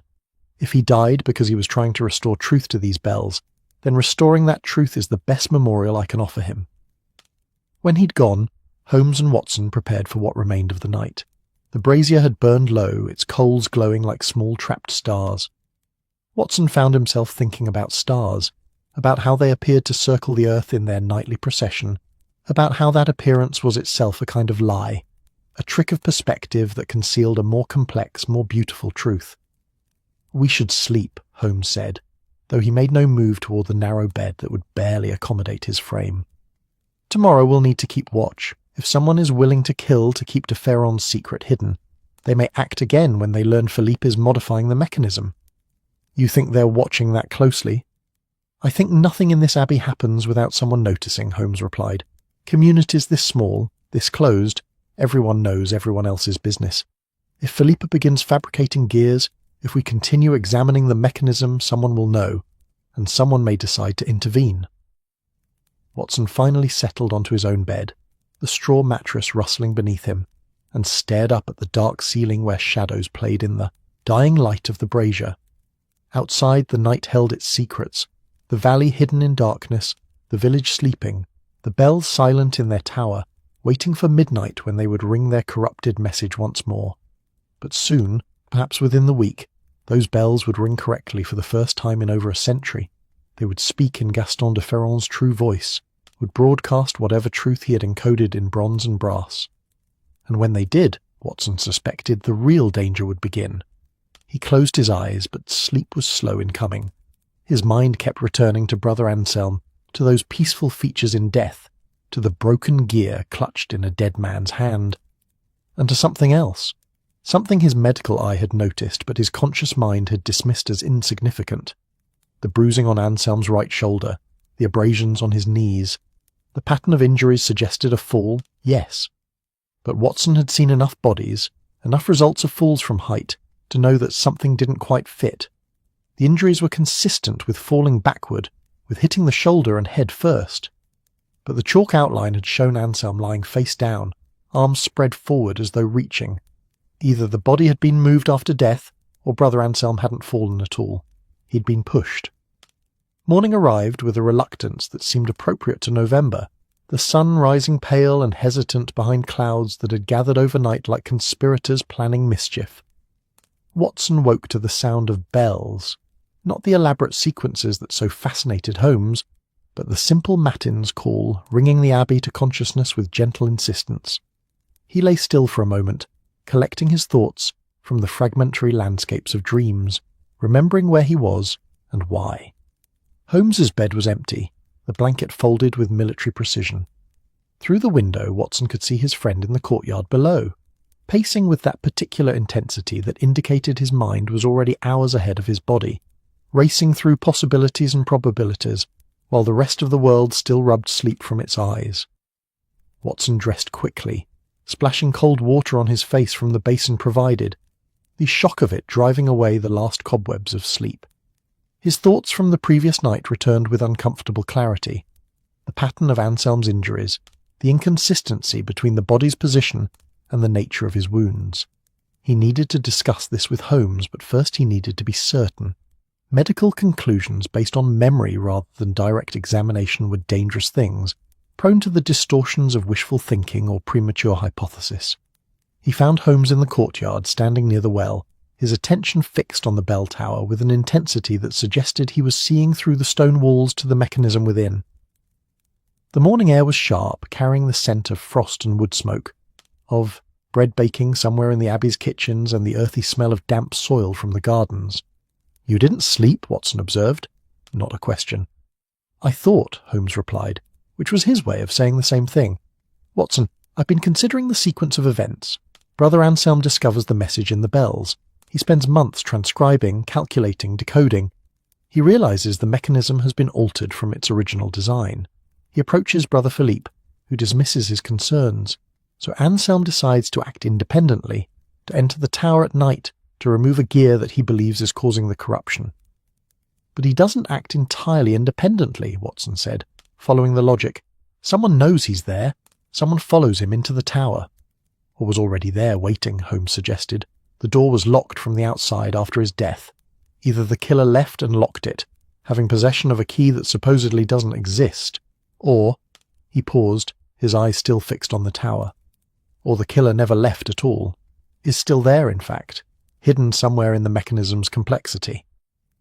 Watson felt a chill that had nothing to do with the morning cold. "You think someone lives in the tower, concealed in the machinery?" "I think the tower may have secrets beyond the bells," Holmes said. "Consider de Ferron's situation. A man fleeing persecution, granted sanctuary but still at risk.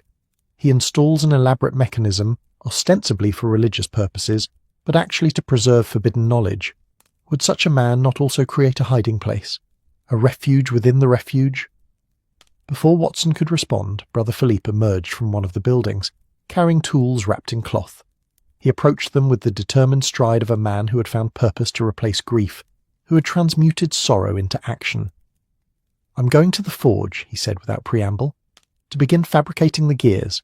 It will take most of the day to set up the equipment properly, to ensure the specifications are exact. But by tomorrow I should have the first pieces ready." "Be careful," Holmes said, and there was genuine concern in his voice. "If our suspicions are correct, your work may draw unwanted attention." Philippe nodded grimly. "I've asked Brother Etienne to assist me. He's our herbalist, but he has steady hands and understands the need for precision. 2 pairs of eyes will be safer than 1, and his presence will seem natural. He often helps with repairs around the Abbey." After Philippe had departed, Holmes turned to Watson with a sudden decision. "Come, we're going to examine the tower more thoroughly. Not the mechanism itself, but the structure. The spaces between the machinery, the shadows behind the gears. If there's a hidden chamber, a concealed passage, it will reveal itself to careful observation." They crossed the courtyard as the Abbey settled into its morning rhythm. Monks moved about there, assigned tasks with the choreographed efficiency of long practice, some toward the gardens, others to the scriptorium, still others to the kitchens or laundry or the dozen other functions that kept a self-sufficient community operating. Several glanced at Holmes and Watson with expressions ranging from curiosity to concern, but none approached. The investigating strangers had become part of the landscape now, expected if not entirely welcome. The tower door stood open. Brother Philippe had unlocked it before heading to the forge, trusting Holmes and Watson to conduct their investigation unsupervised. They entered into the cathedral of brass and iron, into that space where human prayer and mechanical precision existed in uneasy communion. The morning light fell differently than it had the previous day, entering through the narrow windows at altered angles, illuminating different sections of the mechanism, casting different shadows. Watson noticed how the light transformed the space. What had seemed solid in the afternoon sun now revealed gaps. What had appeared seamless now showed seams. The tower was like a text written in light and shadow, its meaning changing with the hour. Holmes began his examination at the walls, moving slowly around the tower's circumference, his fingers trailing along stone, pressing occasionally as though testing for hollowness, for spaces that shouldn't exist. Watson watched, then began his own examination of the floor, studying the flagstones for irregularities, for signs that some might be removable, might conceal spaces beneath. They worked in silence, the kind of companionable quiet that came from years of partnership, each trusting the other's thoroughness, neither needing to explain or justify their methods. The only sounds were their footsteps, their breathing, and the occasional creak of the mechanism as weights shifted minutely on their chains, as gears settled into equilibrium, as the tower breathed in its mechanical way. It was Watson who noticed the inconsistency. On the eastern wall, behind a cluster of gears that formed part of what Philippe had called the tertiary weight system, the stone face showed a peculiar pattern, Most of the tower's interior walls were smooth, the mortar between stones carefully finished.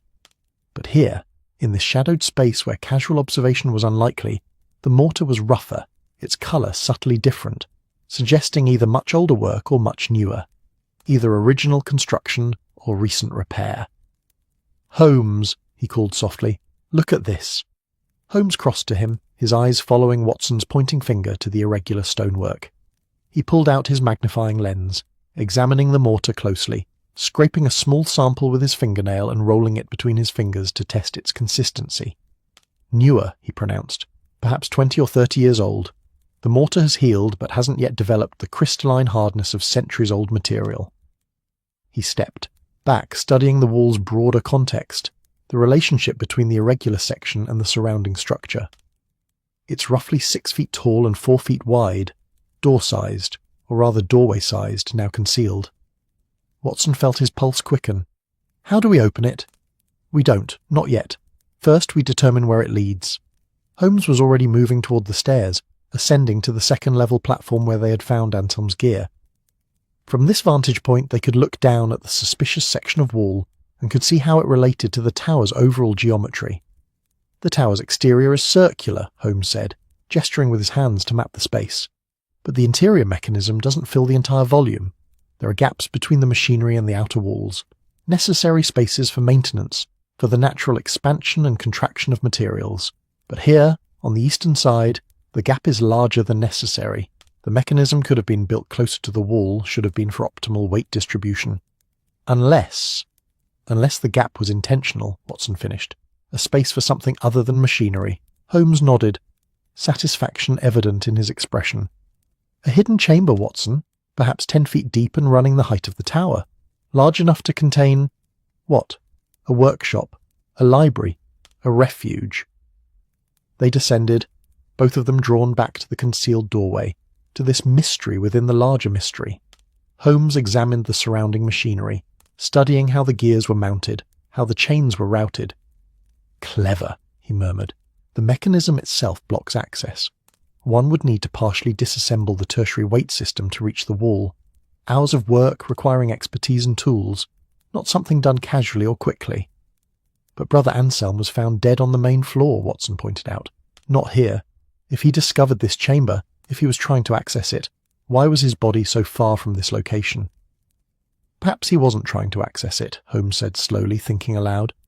"Perhaps he was trying to leave it. Or perhaps—" He paused, his eyes tracking upward, following something Watson couldn't yet see. "Watson, look at the chain routing for the tertiary system. See how it runs up to the 3rd level, wraps around a drum there, then descends again?" Watson followed the chain's path, seeing what Holmes saw, the way it created a kind of vertical passage through the machinery, a gap just wide enough for a person to climb if they were sufficiently motivated and not overly concerned with safety. "A person could climb this chain," Watson said. "Use it like a ladder. Reach the upper levels without using the stairs." "Or descend from them," Holmes added. "Quickly, quietly, if one were in a hurry. If one were, say, fleeing from someone." He turned to Watson, his expression grave. "I believe Brother Anselm discovered this chamber. I believe he found a way to access it. Perhaps he'd been working for weeks, carefully removing parts of the mechanism, creating a passage, and I believe someone discovered him in the act, someone who couldn't allow whatever is in that chamber to be revealed." Watson felt the pieces arranging themselves, the story taking shape. A confrontation. On the upper level, near where we found the gear, Anselm tries to flee, to climb down the chain. His pursuer follows. They struggle, and Anselm falls. "Not falls," Holmes corrected gently. "Your observation last night was correct, Watson, though you didn't voice it. The injuries don't match a simple fall. The body's position, the pattern of trauma, it all suggests he was pushed, murdered, then arranged to look like an accident." They stood in silence, in the tower's mechanical heart, surrounded by the evidence of genius and the echo of violence. Watson thought about Brother Anselm, about what his final moments must have been like. The fear, the desperate scramble to escape. The moment when hands pushed rather than pulled, when helping became harming, when life became death. "We need to access that chamber," Holmes said finally, "but carefully and not alone. If the killer suspects we're getting close, they may act again. Brother Philippe should be with us. He has the expertise to disassemble the necessary machinery, and perhaps the abbot, as witness and authority. That will take hours to arrange, Watson objected, and every hour we delay is an hour the killer has to act to destroy evidence to prepare. Holmes considered this, his expression troubled. Watson could see the calculation happening behind his eyes, urgency balanced against safety, knowledge against caution. Finally he nodded. Very well. We proceed, but prudently. We'll begin the disassembly ourselves, just enough to see what we're dealing with, but at the first sign of anything unusual, any sound, any sense that we're not alone, we retreat and summon help. They began the careful work of partial disassembly, Holmes directing, Watson providing the physical strength for moving heavy components. They worked slowly, methodically, mindful that a mistake could damage the mechanism or, worse, trigger some unintended consequence. Each gear that was removed was carefully catalogued and set aside. Each chain was unhooked with attention to how it would need to be reattached. The work was meditative in its way, demanding total focus, leaving no room for anxiety or impatience. An hour passed, marked by the quarter bells that chimed from high above, a reminder that time continued, that the mechanism still functioned even as they dismantled part of it. The morning light shifted, moving across the tower's interior, changing the quality of shadows. From outside came the distant sounds of Abbey life, voices, footsteps, the ring of metal on metal from the forge where Philippe worked. Finally, they had cleared enough space to access the wall section directly. Up close, the newer mortar was even more obvious, its colour slightly off, its texture not quite matching the surrounding stonework. Holmes ran his hands over the surface, pressing, testing, searching for some mechanism that would reveal the door, for surely this had been designed to open, had been used, had been something other than permanent seal. "Here," he said, his fingers finding a stone that protruded slightly more than its neighbours, set at chest height on the right side of the suspicious section. He pressed it, twisted it, and was rewarded with a soft click that seemed impossibly loud in the enclosed space. The doorway swung inward on hinges that, despite decades of disuse, moved smoothly, their mechanism well crafted and apparently self-lubricating through some clever engineering. Beyond the opening was darkness, absolute, complete, the kind of darkness that exists only in spaces that light has forgotten. Holmes produced his electric torch, one of the modern conveniences he'd brought from London, a marvel of batteries and incandescent bulbs that Watson still found slightly miraculous.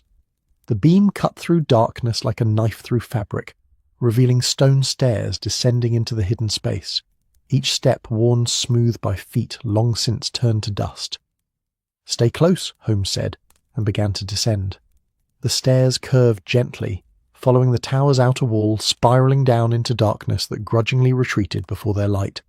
The air here was different, cooler, drier, untouched by the ambient humidity that pervaded the rest of the Abbey. Watson counted steps, 12, 13, 14, until they reached a landing and a passage that ran horizontally into what should have been solid stone, but was clearly something else entirely. The passage was narrow, perhaps 3 feet wide, its walls smooth and precisely cut. It ran straight for 20 feet before opening into a chamber that made Watson's breath catch in his throat. The room was perhaps 15 feet square, its ceiling vaulted in the Gothic style, its walls lined with shelves and workbenches, but it was what the shelves contained that stunned him. Not books, though there were some, but mechanical wonders. Automata of extraordinary complexity filled every surface, each one a masterpiece of brass and steel and ingenious engineering. Holmes swept his torch across the scene, and the light brought the machines to partial life, glinting off polished surfaces, casting intricate shadows from their articulated limbs. There were mechanical birds that looked ready to take flight, their wings spread, their beaks open in silent song. There were clockwork figures, monks kneeling in prayer, scribes bent over invisible manuscripts, even a tiny brass orchestra frozen mid-performance. But the centrepiece dominating the room's centre was something larger and more ambitious, an astronomical clock of breathtaking complexity. It stood perhaps 6 feet tall, its face showing not just hours, but the positions of celestial bodies, the phases of the moon, the progression of seasons.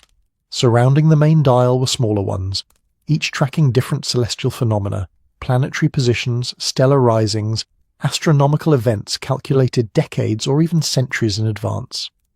"Dear God," Watson breathed, and the reverence in his voice was not for divinity, but for human genius, for the incredible achievement represented by this hidden room and its mechanical congregation. Holmes moved among the automata with something approaching awe, examining each piece, occasionally touching a lever or spring with gentle fingers. "This is de Ferron's true work," he said softly. "This is what he was hiding. Not just knowledge, Watson, but the tools to preserve and demonstrate that knowledge. These automata, they're teaching machines, each one designed to illustrate some principle of natural philosophy, some truth about how the world actually operates." Watson approached the astronomical clock, studying its intricate dials and subdials, the tiny mechanical planetary system that showed Earth, circling the sun rather than the reverse. It was heresy made mechanical, truth crafted in brass, a silent argument against doctrine that had been hidden here for 200 years. "Look at the precision," Holmes continued, examining a mechanical bird whose wings were articulated with dozens of tiny joints. "The craftsmanship is extraordinary. De Ferron wasn't just a mathematician and engineer. He was an artist, creating beauty in service of truth. These machines could demonstrate principles of mechanics, of astronomy, of natural law, all the things the Church found threatening because they contradicted Scripture's literal reading. On the workbenches, Watson found tools, precision instruments for cutting gears, for shaping metal, for measuring with incredible accuracy. There were journals too, dozens of them, their pages covered in de Ferron's handwriting. Calculations, observations, theoretical speculations, all preserved in this hidden chamber where thought could be free because no one knew it existed. "This is what Brother Anselm discovered," Watson said, understanding flooding through him. "This is why he was killed. Not for understanding the bell's message, but for finding this chamber, for threatening to reveal that heretical knowledge had been hidden in the Abbey for centuries." Holmes nodded grimly. "The bells were a clue, Watson. De Ferron encoded hints in their sequences, mathematical patterns that would lead someone clever and patient to look more carefully at the tower's structure, to notice the inconsistencies, to find their way here. Brother Anselm followed those hints to their conclusion. But who killed him? Watson asked. Who in this abbey of peaceful monks would commit murder to keep this secret? Someone who knew it was here, Holmes replied. Someone who has been protecting it, perhaps for years, perhaps for generations. The abbots have known, Brother Lucien said so. A secret passed from abbot to abbot. But perhaps others knew as well. The engineers who maintained the mechanism, the archivists who guarded the historical records. And perhaps one of them decided that Anselm's discovery was too dangerous, that the secret must be kept at any cost. Watson was about to respond when he heard it. A sound from above, from the direction of the stairs they'd descended. Footsteps, careful and deliberate, descending into the darkness. They weren't alone. Holmes extinguished the torch immediately, plunging them into absolute darkness. Watson felt his friend's hand on his arm, a silent instruction to remain still, to wait. The footsteps continued, growing closer, accompanied now by the sound of breathing. Someone moving with purpose, someone who knew these stairs, who had walked them before. A light appeared at the chamber's entrance, not electric like Holmes's torch, but the warmer, wavering glow of a candle. Its illumination revealed a figure standing in the doorway, face shadowed but posture familiar. Brother Philippe stepped into the chamber, and in his hand, glinting in the candlelight, was not a tool or a gear but something else entirely, something that might have been a wrench or might have been a weapon, depending on intention. "I see you found it," he said quietly, and his voice carried something Watson couldn't quite identify, regret perhaps, or resignation, or something darker still. "I'd hoped you wouldn't. I tried to distract you with the gears, with the restoration project, but of course, you're Sherlock Holmes. You found it anyway." Holmes reignited his torch, the sudden brightness making Watson blink. In the harsh electric light, Brother Philippe's face looked older, wearier, marked by the weight of secrets kept too long. "It was you," Holmes said, not a question. "You killed Brother Anselm." "I protected the Abbey," Philippe replied, and his voice held the conviction of a man who believed absolutely in the righteousness of his actions. "I protected de Ferron's legacy. Anselm would have revealed everything, would have invited scrutiny and scandal and the destruction of 2 centuries of careful preservation. I couldn't allow that. I wouldn't. Watson felt for his medical bag, for anything that might serve as a weapon, but he'd left it in their quarters. They were unarmed, trapped in a hidden chamber with a killer who had already murdered once to protect his secret. The bells, Holmes said, his voice steady, conversational, as though they were discussing nothing more significant than the weather. They weren't just hiding knowledge. They were a countdown, weren't they?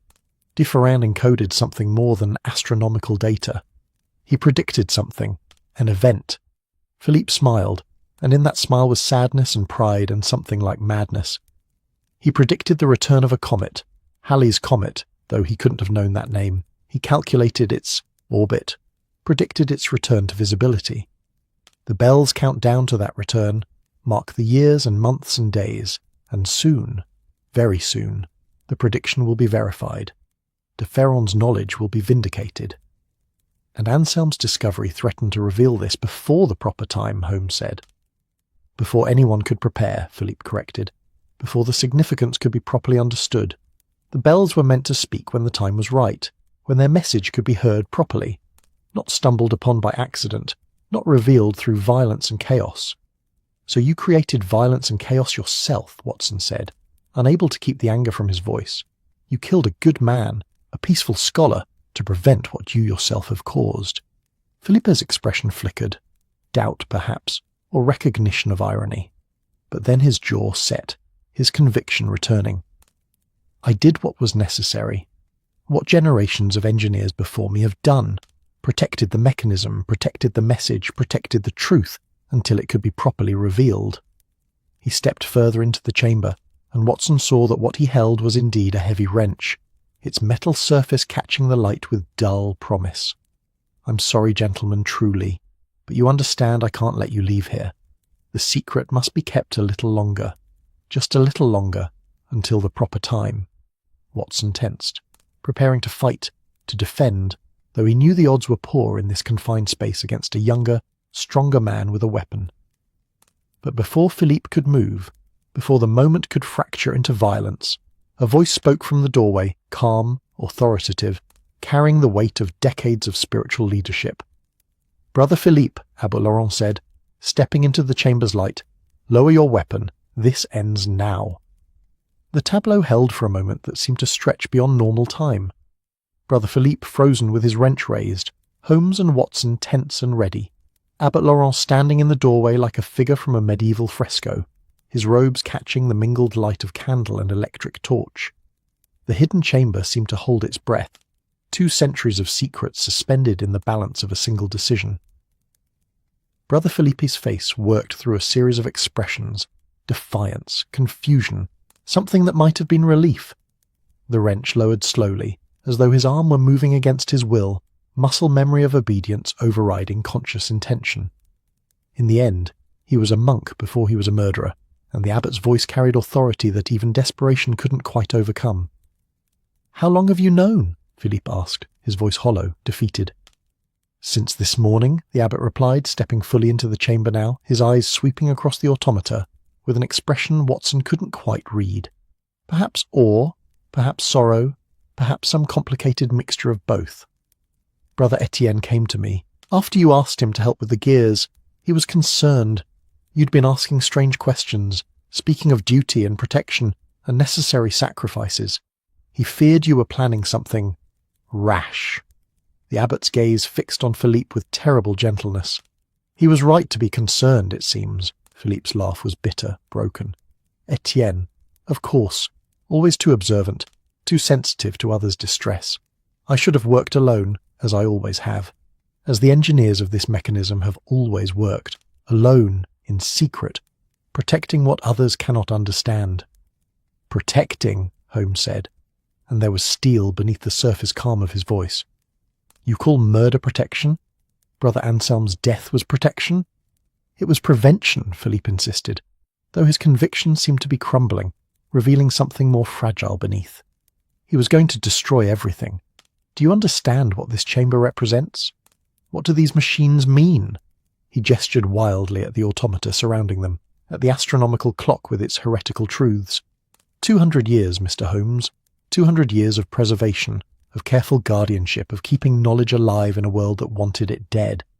and Anselm was going to throw it all away for what? For recognition, for the satisfaction of solving a puzzle. For truth, Watson said quietly. He was going to reveal it because the truth matters, because hiding knowledge serves no one. Hiding it served everyone, Philippe countered. The church, which avoided scandal. The Abbey, which maintained its reputation. The mechanism itself, which continued to function, to preserve, to wait for the proper moment of revelation. Anselm's impatience would have destroyed all of that. The abbot moved to the astronomical clock, his fingers tracing its surface with reverence. "I've been down here before," he said softly, "as my predecessor was before me, as every abbot of Saint-Michel-des-Champs has been since de Ferron sealed this chamber. We are taught about it when we assume leadership, shown the hidden door, told the history, given the burden of knowing what lies beneath our prayers." He turned to face them, and Watson saw that his eyes were wet with unshed tears. "I have stood here in this room and looked at these machines and asked God if it was right to hide them, if the truth kept secret was still the truth, or if it became something else, a lie by omission, a failure of courage." "And what answer did you receive?" Holmes asked, not mockingly but with genuine curiosity. "I received silence," the abbot replied, "which is perhaps the most honest answer God gives to such questions. We must decide for ourselves, must choose between competing goods, the good of preservation, the good of revelation, between protecting what is fragile and sharing what is precious." Brother Philippe had slumped against one of the workbenches, the wrench hanging loosely from his hand, all the fight gone out of him. He looked old now, older than his years, worn down by the weight of what he'd carried, what he'd done. "Tell us what happened," Holmes said, his voice gentler now, the voice he used when he knew a confession was coming and wanted only to guide it forth. "Tell us about the night Brother Anselm died." For a long moment Philippe said nothing, and Watson thought he might refuse, might retreat into silence or denial. But then he began to speak, the words coming slowly at first, then faster, as though a dam had broken and everything he'd been holding back was flooding out. I knew he was getting close. I'd seen him watching the tower, timing the bell sequences, writing in his notebook during the midnight chimes. I'd dismissed his questions when he came to me directly, but I knew he wouldn't stop. Men like Anselm, scholars, seekers, they can't stop once they've caught the scent of mystery. It's not in their nature. He paused, his fingers tracing patterns on the workbench's surface, unconscious geometry drawn in dust. I started watching him, following him at night when he thought everyone was asleep. I saw him enter the tower 3 weeks ago. He'd taken an impression of the key from the abbot's office, and had a blacksmith in the village make him a copy. He was careful, quiet. He would spend hours in there, examining the mechanism, comparing it to something he'd found in the archives. I never discovered what, some fragments of de Ferron's original plans, I assume. And then he found the hidden chamber, Holmes prompted. Yes, I don't know how. Perhaps the bells told him more than I realized. Perhaps de Ferron left other clues I never noticed. But 10 days ago I followed him into the tower and found him already past the concealed door, descending these very stairs. I panicked. All I could think was that he was going to reveal everything, that 200 years of careful preservation would end because one monk couldn't leave well enough alone. Watson felt a chill listening to this recitation, hearing the cold logic of murder dressed up in the language of duty. "So you confronted him," he said. "I tried to reason with him," Philippe insisted. "I showed him what was here, explained the importance of keeping the secret, of protecting de Ferron's legacy until the proper time. I told him about the comet prediction, about how the bells were counting down to its return, about how revealing the chamber prematurely would rob the moment of its significance. But he wouldn't listen," Holmes said. "He wouldn't listen," Philippe echoed, and now there was something like anguish in his voice. "He said the truth wasn't meant to be hoarded, that knowledge was meant to be shared. He said he was going to bring the abbot here, was going to insist the chamber be opened officially, the automata studied, and de Ferron's work celebrated. He wouldn't see, how that would destroy everything." The abbot had moved to sit on one of the stone benches carved into the wall, his posture that of a man bearing witness to a confession, fulfilling a role he'd performed countless times but never under circumstances like these. "So you killed him," he said, not a question. Philippe's hands were shaking now, the wrench clattering against the workbench where he'd set it down. "I told him I needed time to think, to consider. I asked him to meet me in the tower 3 nights later, after midnight, so we could discuss it further. He agreed. He was a trusting man, a good man. He had no reason to suspect. That you intended violence, Watson finished, unable to keep the hardness from his voice. I intended only to stop him, Philippe said, but the words sounded hollow even to his own ears. I thought perhaps I could lock him in the chamber for a while, give myself time to... I don't know. I wasn't thinking clearly. Fear and desperation make poor counsellors. Holmes had been examining the chamber during this confession, his attention seemingly divided between Philippe's words and the mechanical wonders surrounding them. But Watson knew better. Holmes never divided his attention. He absorbed everything simultaneously, processed it all, missed nothing. But something went wrong, Holmes said, his eyes still on one of the mechanical birds, its brass feathers catching the light. Brother Anselm didn't simply allow himself to be locked in. There was a confrontation. He was removing a gear from the secondary escapement when I found him, Philippe said, the words coming faster now, tumbling over themselves in their haste to be spoken, to be released. Not just examining the mechanism, but actively altering it. I asked him what he was doing, and he said he was restoring it to de Ferron's original design, that the mechanism had been corrupted and he was going to fix it before revealing the chamber. He said the bells needed to sing correctly when the truth was finally told. He was right, Holmes observed mildly. He was interfering. Philippa's voice rose, emotion breaking through the narrative calm. He had no right, no understanding of the delicate balance required to maintain the mechanism. One wrong adjustment and the entire system could have failed. I tried to take the gear from him, to stop him from causing more damage. We struggled. He was on the second platform near the weight chains. He lost his balance, started to fall. I reached for him. I swear I reached for him, tried to catch him, but you pushed him instead, Watson said flatly. Philippe's face crumpled. I don't know. I honestly don't know. It happened so fast. One moment he was there, the gear in his hand, and the next he was falling. I heard him hit the floor below, the sound. God forgive me, the sound. Silence filled the chamber, heavy and complete. Even the automata seemed to be listening, their frozen poses now appearing less like art and more like witnesses, their brass eyes seeing everything, judging nothing. You left him there, Holmes said. Lock the tower behind you. Let him be found in the morning as though he'd been alone, as though it were an accident. What else could I do? Philippe asked, and the question sounded genuinely helpless. Call for help? Confess? That would have meant revealing the chamber, explaining why Anselm was there, why I was there. The secret would have been exposed anyway, so I did nothing. I left him alone in the darkness with the mechanism he'd tried to understand, and I locked the door, and I returned to my cell, and I prayed for forgiveness I knew I didn't deserve. Watson thought about Brother Anselm lying alone through the long hours of that night, dead on cold stone beneath bells that had killed him not by falling, but by being secret, by demanding protection that turned to murder. He thought about the morning discovery, about Brother Philippe's feigned shock, about the lies that followed, each one easier than the last, each one building on the foundation of that first terrible choice. The gear, Holmes said. The one we found. Anselm had removed it. Why didn't you retrieve it? I tried, Philippe admitted. After everyone had left the tower that first morning, after the body was taken to the chapel, I went back to find it, to put it back in place before anyone noticed it was missing. But it was gone. I searched everywhere, assumed it had rolled into some crack, some shadow. When you found it, when you showed it to me... He shook his head. I knew then that you would solve it. That's when I started planning. I knew I couldn't let you access the chamber, couldn't let you piece together what had happened. So you followed us, Watson said. Watch us work to disassemble the mechanism, waited for us to find the door, and then came down to... What? Kill us as well? Add 2 more bodies to your protection of de Ferron's secret? Philippe looked at him with eyes that held genuine horror. I don't know. I honestly don't know what I intended. I only knew I couldn't let it end, couldn't let the secret be revealed before the proper time. The comet, gentlemen, it returns in 6 months. 6 months. Halley's comet returning just as de Ferron predicted 2.5 centuries ago, when it appears in the sky, when it can be verified that an 18th century mathematician calculated its orbit without church sanction, without official blessing, using forbidden astronomical models. That's when this chamber should be revealed. That's when de Ferron's vindication should come.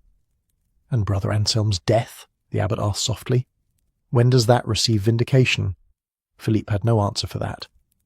Holmes had completed his circuit of the chamber, and now stood before the astronomical clock studying its intricate dials, its precise mechanisms. Remarkable, he murmured. The craftsmanship is extraordinary. Every gear cut by hand, every calculation verified through observation, every prediction based on mathematics rather than authority. He turned to face them, his expression thoughtful. De Ferron built this to last, not just physically, though the engineering is superb, but conceptually. He knew that truth, once discovered, can never be undiscovered. That knowledge, once gained, cannot be unlearned. So he built machines that would preserve what he knew until the world was ready to accept it. The world is ready now, Watson said, has been ready for years. The Church has accepted heliocentrism. Galileo has been vindicated. De Ferron's knowledge is no longer heretical. Officially, Holmes agreed, but official acceptance and genuine understanding are different things. There are still those who resist, who see scientific truth as threatening to faith. Brother Philippe is not entirely wrong. Revealing this chamber, these machines, will cause controversy. Questions will be asked about why they were hidden, about what it means that an abbey has been harbouring what some will call heresy for 2 centuries. But those questions should be asked, the abbot said, rising from his bench, his voice carrying the firmness of decision made. Brother Philippe, what you've done, what you've carried, it ends now. The secret ends now. Not in 6 months when a comet returns, but today. This chamber will be opened officially. These machines will be studied, catalogued, preserved properly rather than hidden. And Brother Anselm's death will be acknowledged for what it was.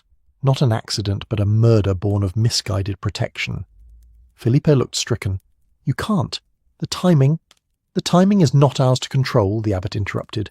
Truth comes when it comes, not when we decree it ready. De Ferron knew this. That's why he encoded hints in the bells, leaving clues for the clever to find. He trusted that eventually someone would listen carefully enough, would be curious enough, and would have the courage to seek what he'd hidden.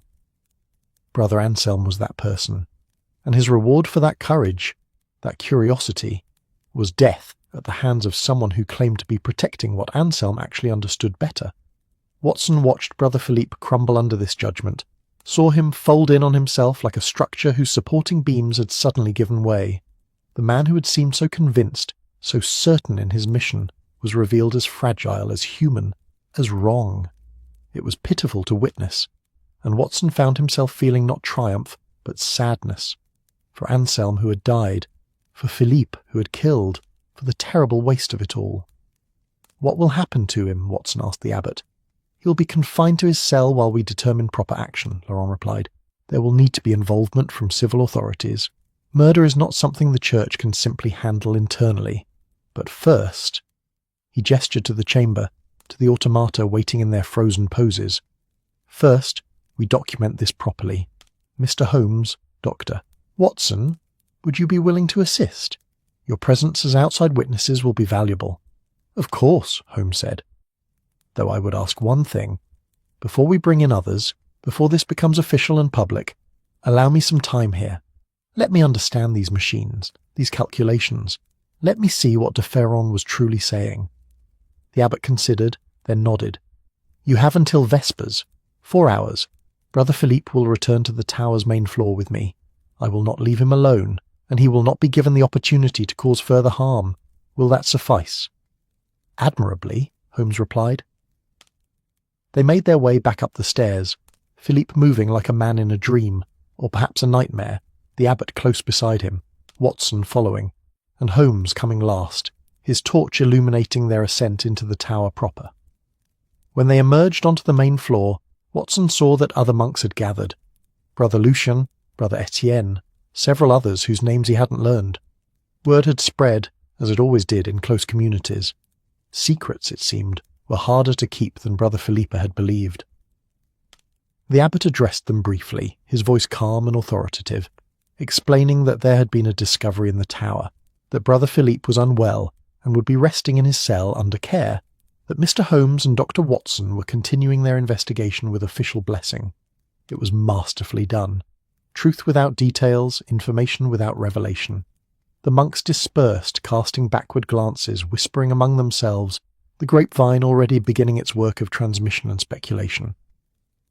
When they were alone again, Holmes and Watson descended back into the hidden chamber. into that space where time had been suspended for 2 centuries, where knowledge waited patiently for understanding. 4 hours, Watson said. What do you hope to accomplish? Holmes was already at the astronomical clock, his magnifying lens out, examining the tiny mechanisms that drove its predictions. I want to understand his mind, he said, de Ferron's mind, a man brilliant enough to calculate planetary orbits without modern instruments, a man careful enough to hide that knowledge in ways that would survive centuries, a man faithful enough to accept sanctuary in a monastery despite, or perhaps because of, his heretical beliefs. He looked up at Watson, his eyes bright with intellectual hunger. This chamber is a library, Watson, but instead of books, it's written in brass and steel. I want to read it. Watson settled on the stone bench the abbot had occupied earlier, content to watch Holmes work, to witness the peculiar intensity his friend brought to intellectual challenges. For the next several hours, Holmes moved through the chamber like a man possessed, examining each automaton, studying the journals scattered across workbenches, mapping the relationships between different mechanisms and the knowledge they embodied. Watson dozed occasionally, the warmth of the enclosed space and the exhaustion of recent days combining to pull him toward sleep. Each time he woke, Holmes was in a different position, focused on a different aspect of the chamber, his notebook filling with observations and calculations. Once, Watson woke to find Holmes winding one of the automata, a mechanical monk that, when activated, moved its hands in the gestures of blessing, its brass face serene and timeless. "Look at this, Watson," Holmes said when he noticed his friend was awake. "The mechanism is weighted to gradually slow down, to require rewinding. But while it operates, watch the hands.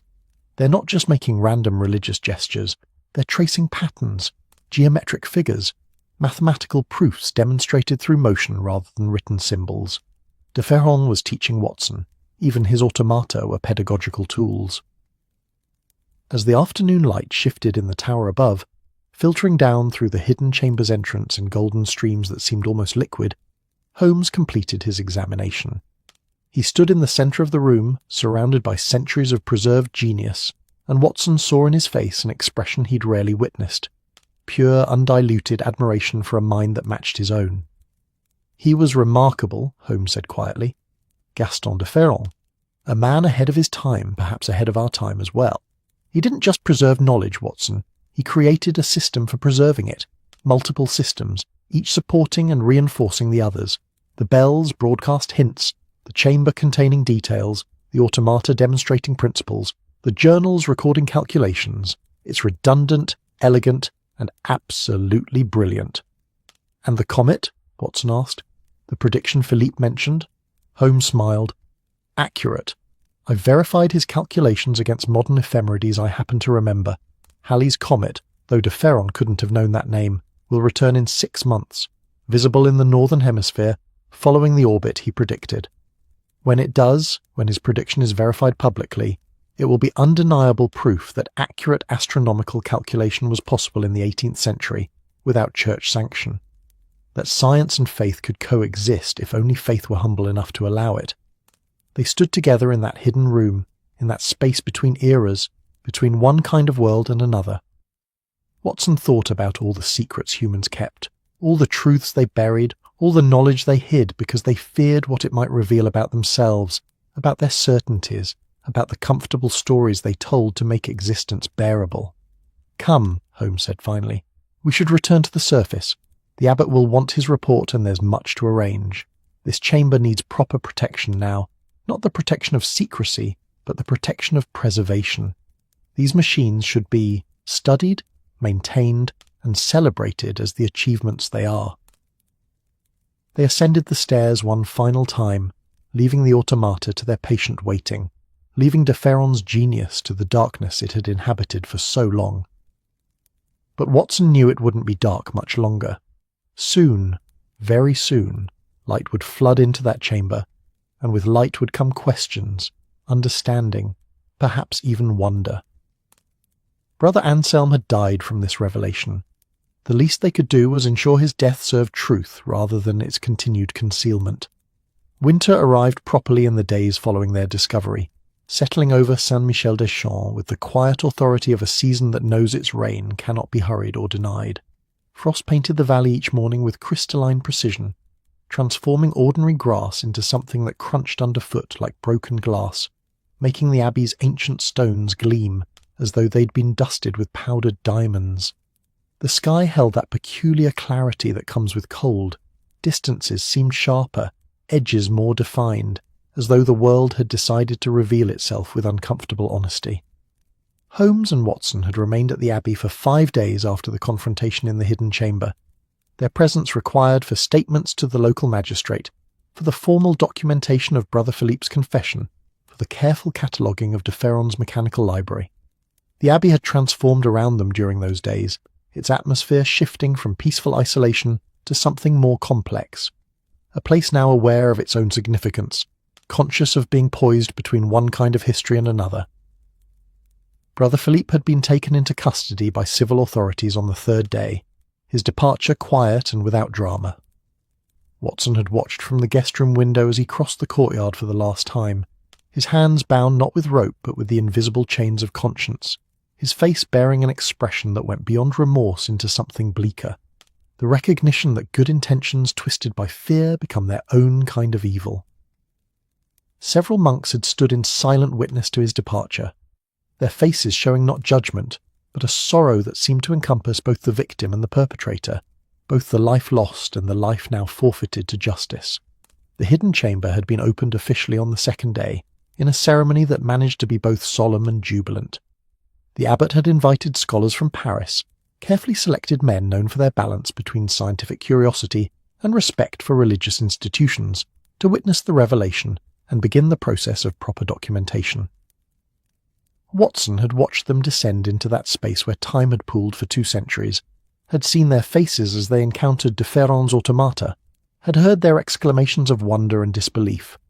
One of them, a mathematician from the Sorbonne, named Lefebvre, had wept openly before the astronomical clock, his tears falling onto mechanisms that had waited 200 years for such recognition. He calculated orbital resonances, Lefebvre had said, his voice breaking. Without telescopes of sufficient power, without the mathematical tools we take for granted, he understood what the heavens were doing. It's extraordinary. Holmes had spent considerable time with these scholars, translating his observations, explaining the relationships he'd discovered between the bell's encoded patterns and the chamber's contents, helping them understand how de Ferron had created not just a hiding place, but a comprehensive system for preserving and transmitting knowledge. Watson had observed this collaboration with quiet satisfaction, seeing how Holmes's peculiar genius for pattern recognition combined with the scholar's deep expertise to illuminate what might otherwise have remained obscure. On their final morning at the Abbey, Watson woke to find Holmes already dressed and standing at the window, watching dawn paint the valley in shades of rose and gold. The bells had just finished their main call, their voices carrying across the frosted landscape with a purity that seemed almost tangible, as though sound itself could be touched, held, examined. "I've been thinking about faith," Holmes said, without turning, without preamble, continuing a conversation that existed only in his own mind but which Watson had learned to enter midstream, about what it means to believe in something without proof, to hold certainty in the face of contradiction. Watson rose, splashed his face with water that was ice-cold despite the basin being indoors, and joined his friend at the window. "Dangerous thoughts for a man of science," he observed mildly. "Perhaps," Holmes agreed. "But consider Brother Philippe. He had faith, absolute, unshakable faith, in the importance of preserving de Ferron's secret. That faith led him to murder. And yet, was his faith entirely wrong?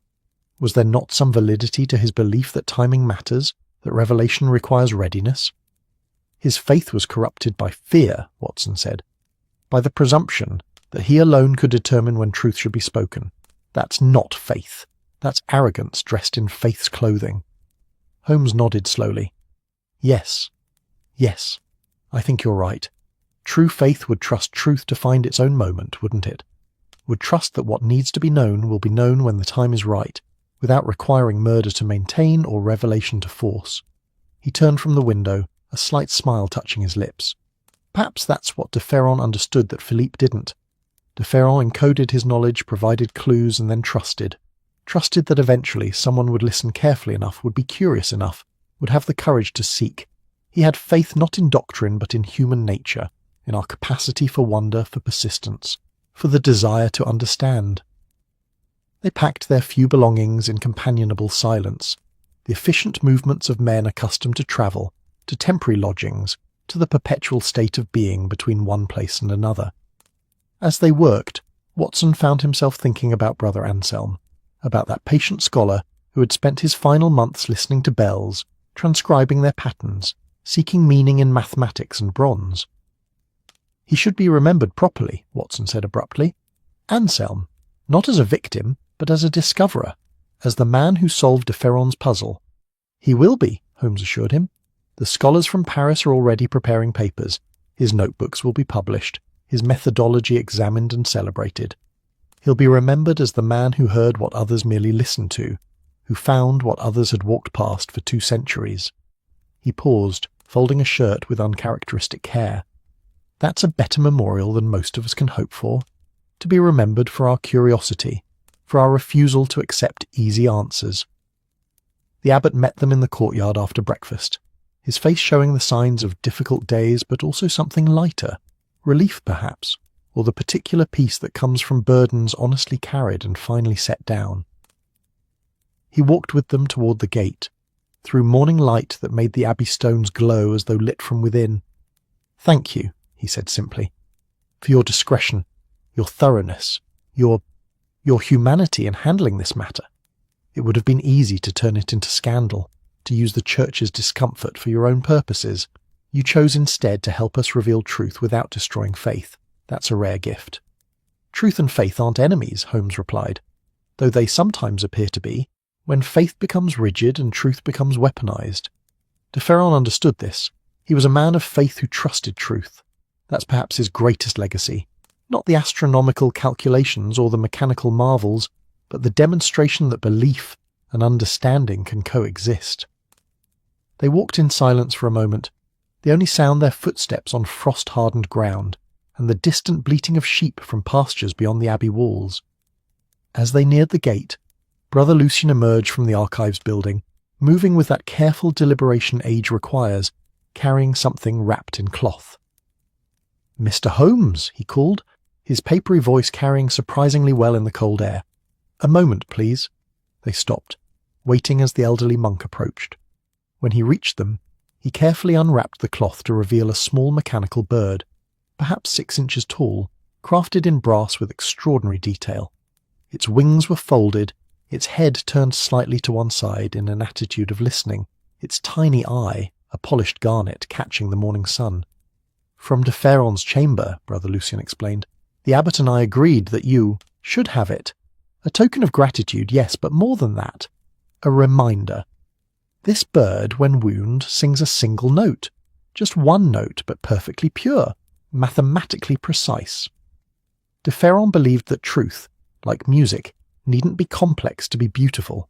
Sometimes a single clear note is enough. Holmes took the mechanical bird with reverence, his fingers tracing its articulated wings, the tiny key set into its base that would wind the spring and release that single note. "I'm honoured," he said quietly. "Truly honoured. I shall treasure it." Brother Lucien smiled, the expression transforming his ancient face into something almost youthful. "When the comet comes," he said, "when Halley's comet returns as de Ferron predicted, win the bird and let it sing. That will be the proper moment, when his vindication is written in the sky, when his knowledge is confirmed by the very heavens he studied.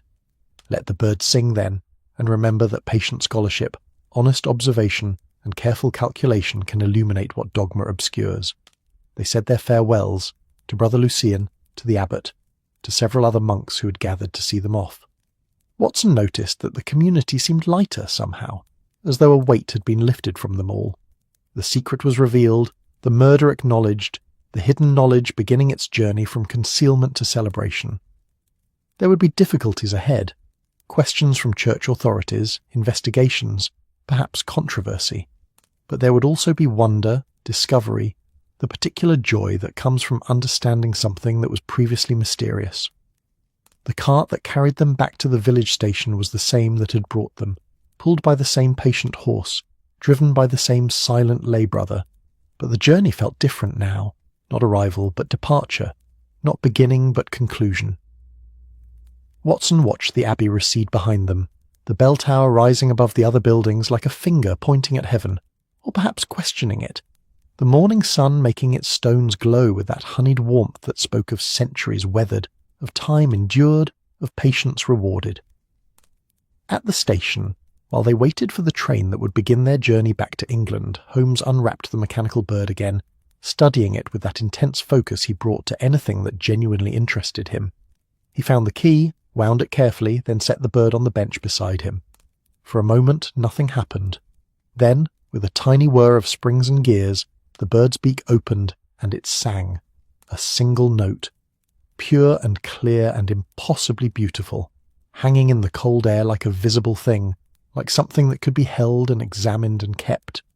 The note faded, the mechanism wound down, and the bird was still again. But Watson felt something had shifted.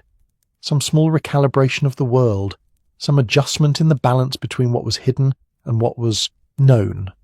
The train arrived with its customary noise and steam, its modern efficiency a jarring contrast to the medieval tranquility they were leaving behind.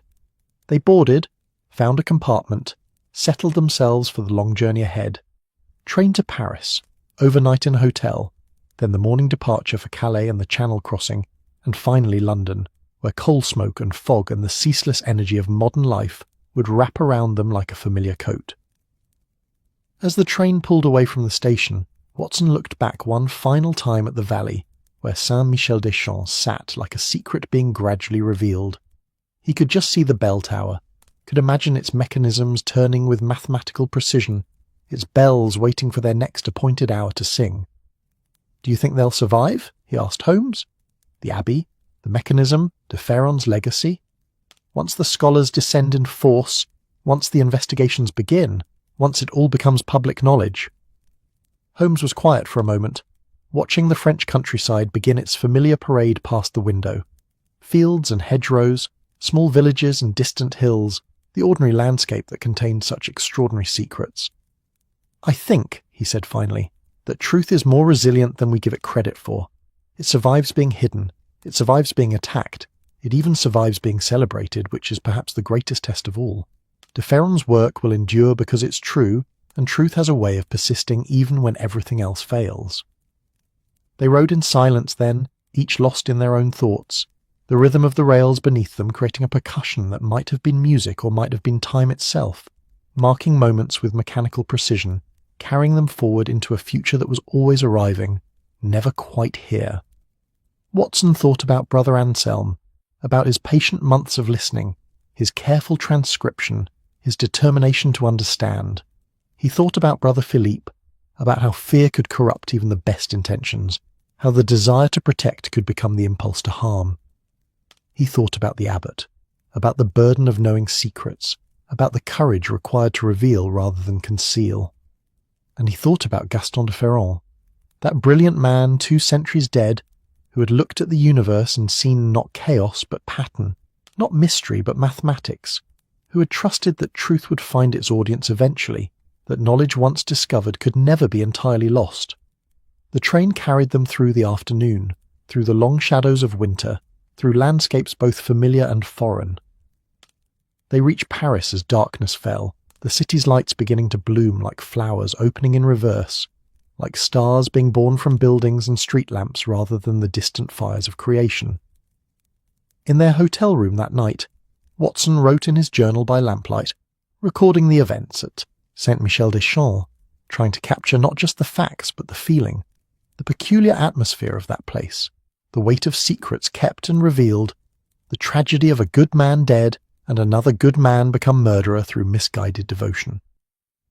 Holmes sat by the window, the mechanical bird in his hands, winding it occasionally to hear that single pure note, that mathematical perfection expressed in sound. Each time it sang, Watson paused in his writing, listening, feeling something in his chest respond to that clarity, that honesty, that refusal to be anything other than exactly what it was. "When the comet comes," Holmes said at last, breaking a silence that had stretched through several windings of the bird, several notes hanging in the lamplight like small prayers. We should tell this story. Not to the newspapers. They'd sensationalize it, turn it into scandal and spectacle, but properly, carefully, as a record of what happened when patience met impatience, when faith confronted fear, when truth finally overcame secrecy. I'll write it, Watson promised. Though I'll disguise some details, protect some privacy. The Abbey deserves that much. Yes, Holmes agreed. The Abbey deserves that much. They left Paris the next morning, crossed the Channel under skies that threatened snow, but delivered only cold rain, arrived back in London to find Baker Street exactly as they'd left it. Mrs. Hudson maintaining order, the familiar chaos of Holmes' chemical experiments waiting on tables, the city beyond the windows conducting its perpetual conversation with itself in voices of traffic and trade, of argument and aspiration. Watson stood at the window that first evening back, looking out at London's fog-wrapped streets, at the pools of gaslight that marked humanity's small victories over darkness, at the endless parade of lives being lived in buildings stacked close together, in rooms where people loved and fought and dreamed and died. It was so different from the Abbey, from that place where time moved slowly and secrets could be kept for centuries and bells sang mathematical truths that no one quite heard. But perhaps, Watson thought, the difference wasn't as great as it appeared. London too had its secrets, its hidden knowledge, its truths waiting to be discovered by those patient enough to listen, curious enough to seek. Every building held stories, every street corner marked some small history, every life was a puzzle that resisted simple solutions. Holmes had returned to his chair, the mechanical bird on the mantelpiece now waiting for the comet that would mark its proper moment to sing again. He was reading the evening papers, smoking his pipe, already halfway into some new problem that had caught his attention, a disappearance in Kensington, a forged document, something that needed his particular combination of observation and deduction to illuminate.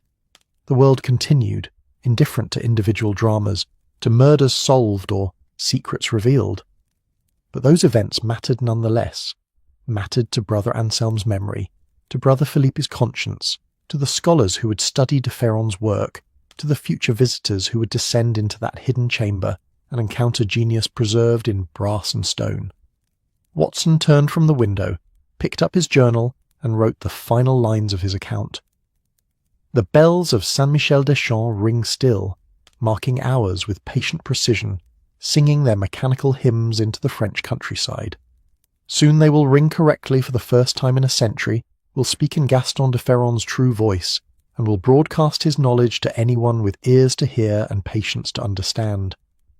And when Halley's comet returns, when the sky itself confirms what those bells have been saying all along, perhaps we will remember that truth needs only time and attention to reveal itself.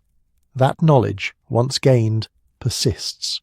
That curiosity properly directed can illuminate what centuries of darkness have obscured. Brother Anselm understood this. He paid for that understanding with his life.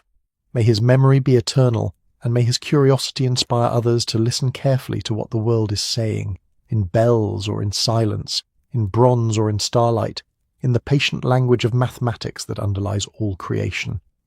He set down his pen, closed the journal, and settled into his chair. The fire crackled softly in the grate. Holmes turned a page of his newspaper. London hummed beyond the windows, that great engine of human endeavour running on ambition and necessity, and the strange faith that tomorrow would come, that mysteries would be solved, that truth, eventually, inevitably, would speak. And on the mantelpiece, patient and small and perfect, the mechanical bird waited for its moment, for the comet that would mark vindication, for the time when its single clear note would sing not just for de Ferron or for Anselm, but for everyone who had ever looked at the universe and wondered, who had ever questioned authority in service of understanding, who had ever trusted that knowledge was worth preserving, even when the cost was high and the time required was measured in centuries rather than moments.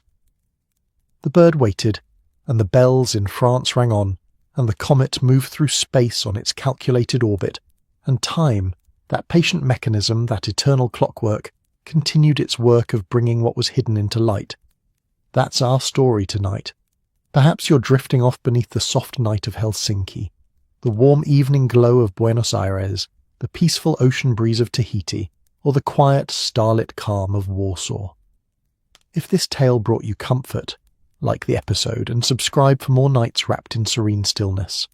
Let your thoughts soften, let the night grow gentle around you, let your dreams rise like slow floating clouds. Sleep peacefully now, wherever you are in this wide and wondrous world.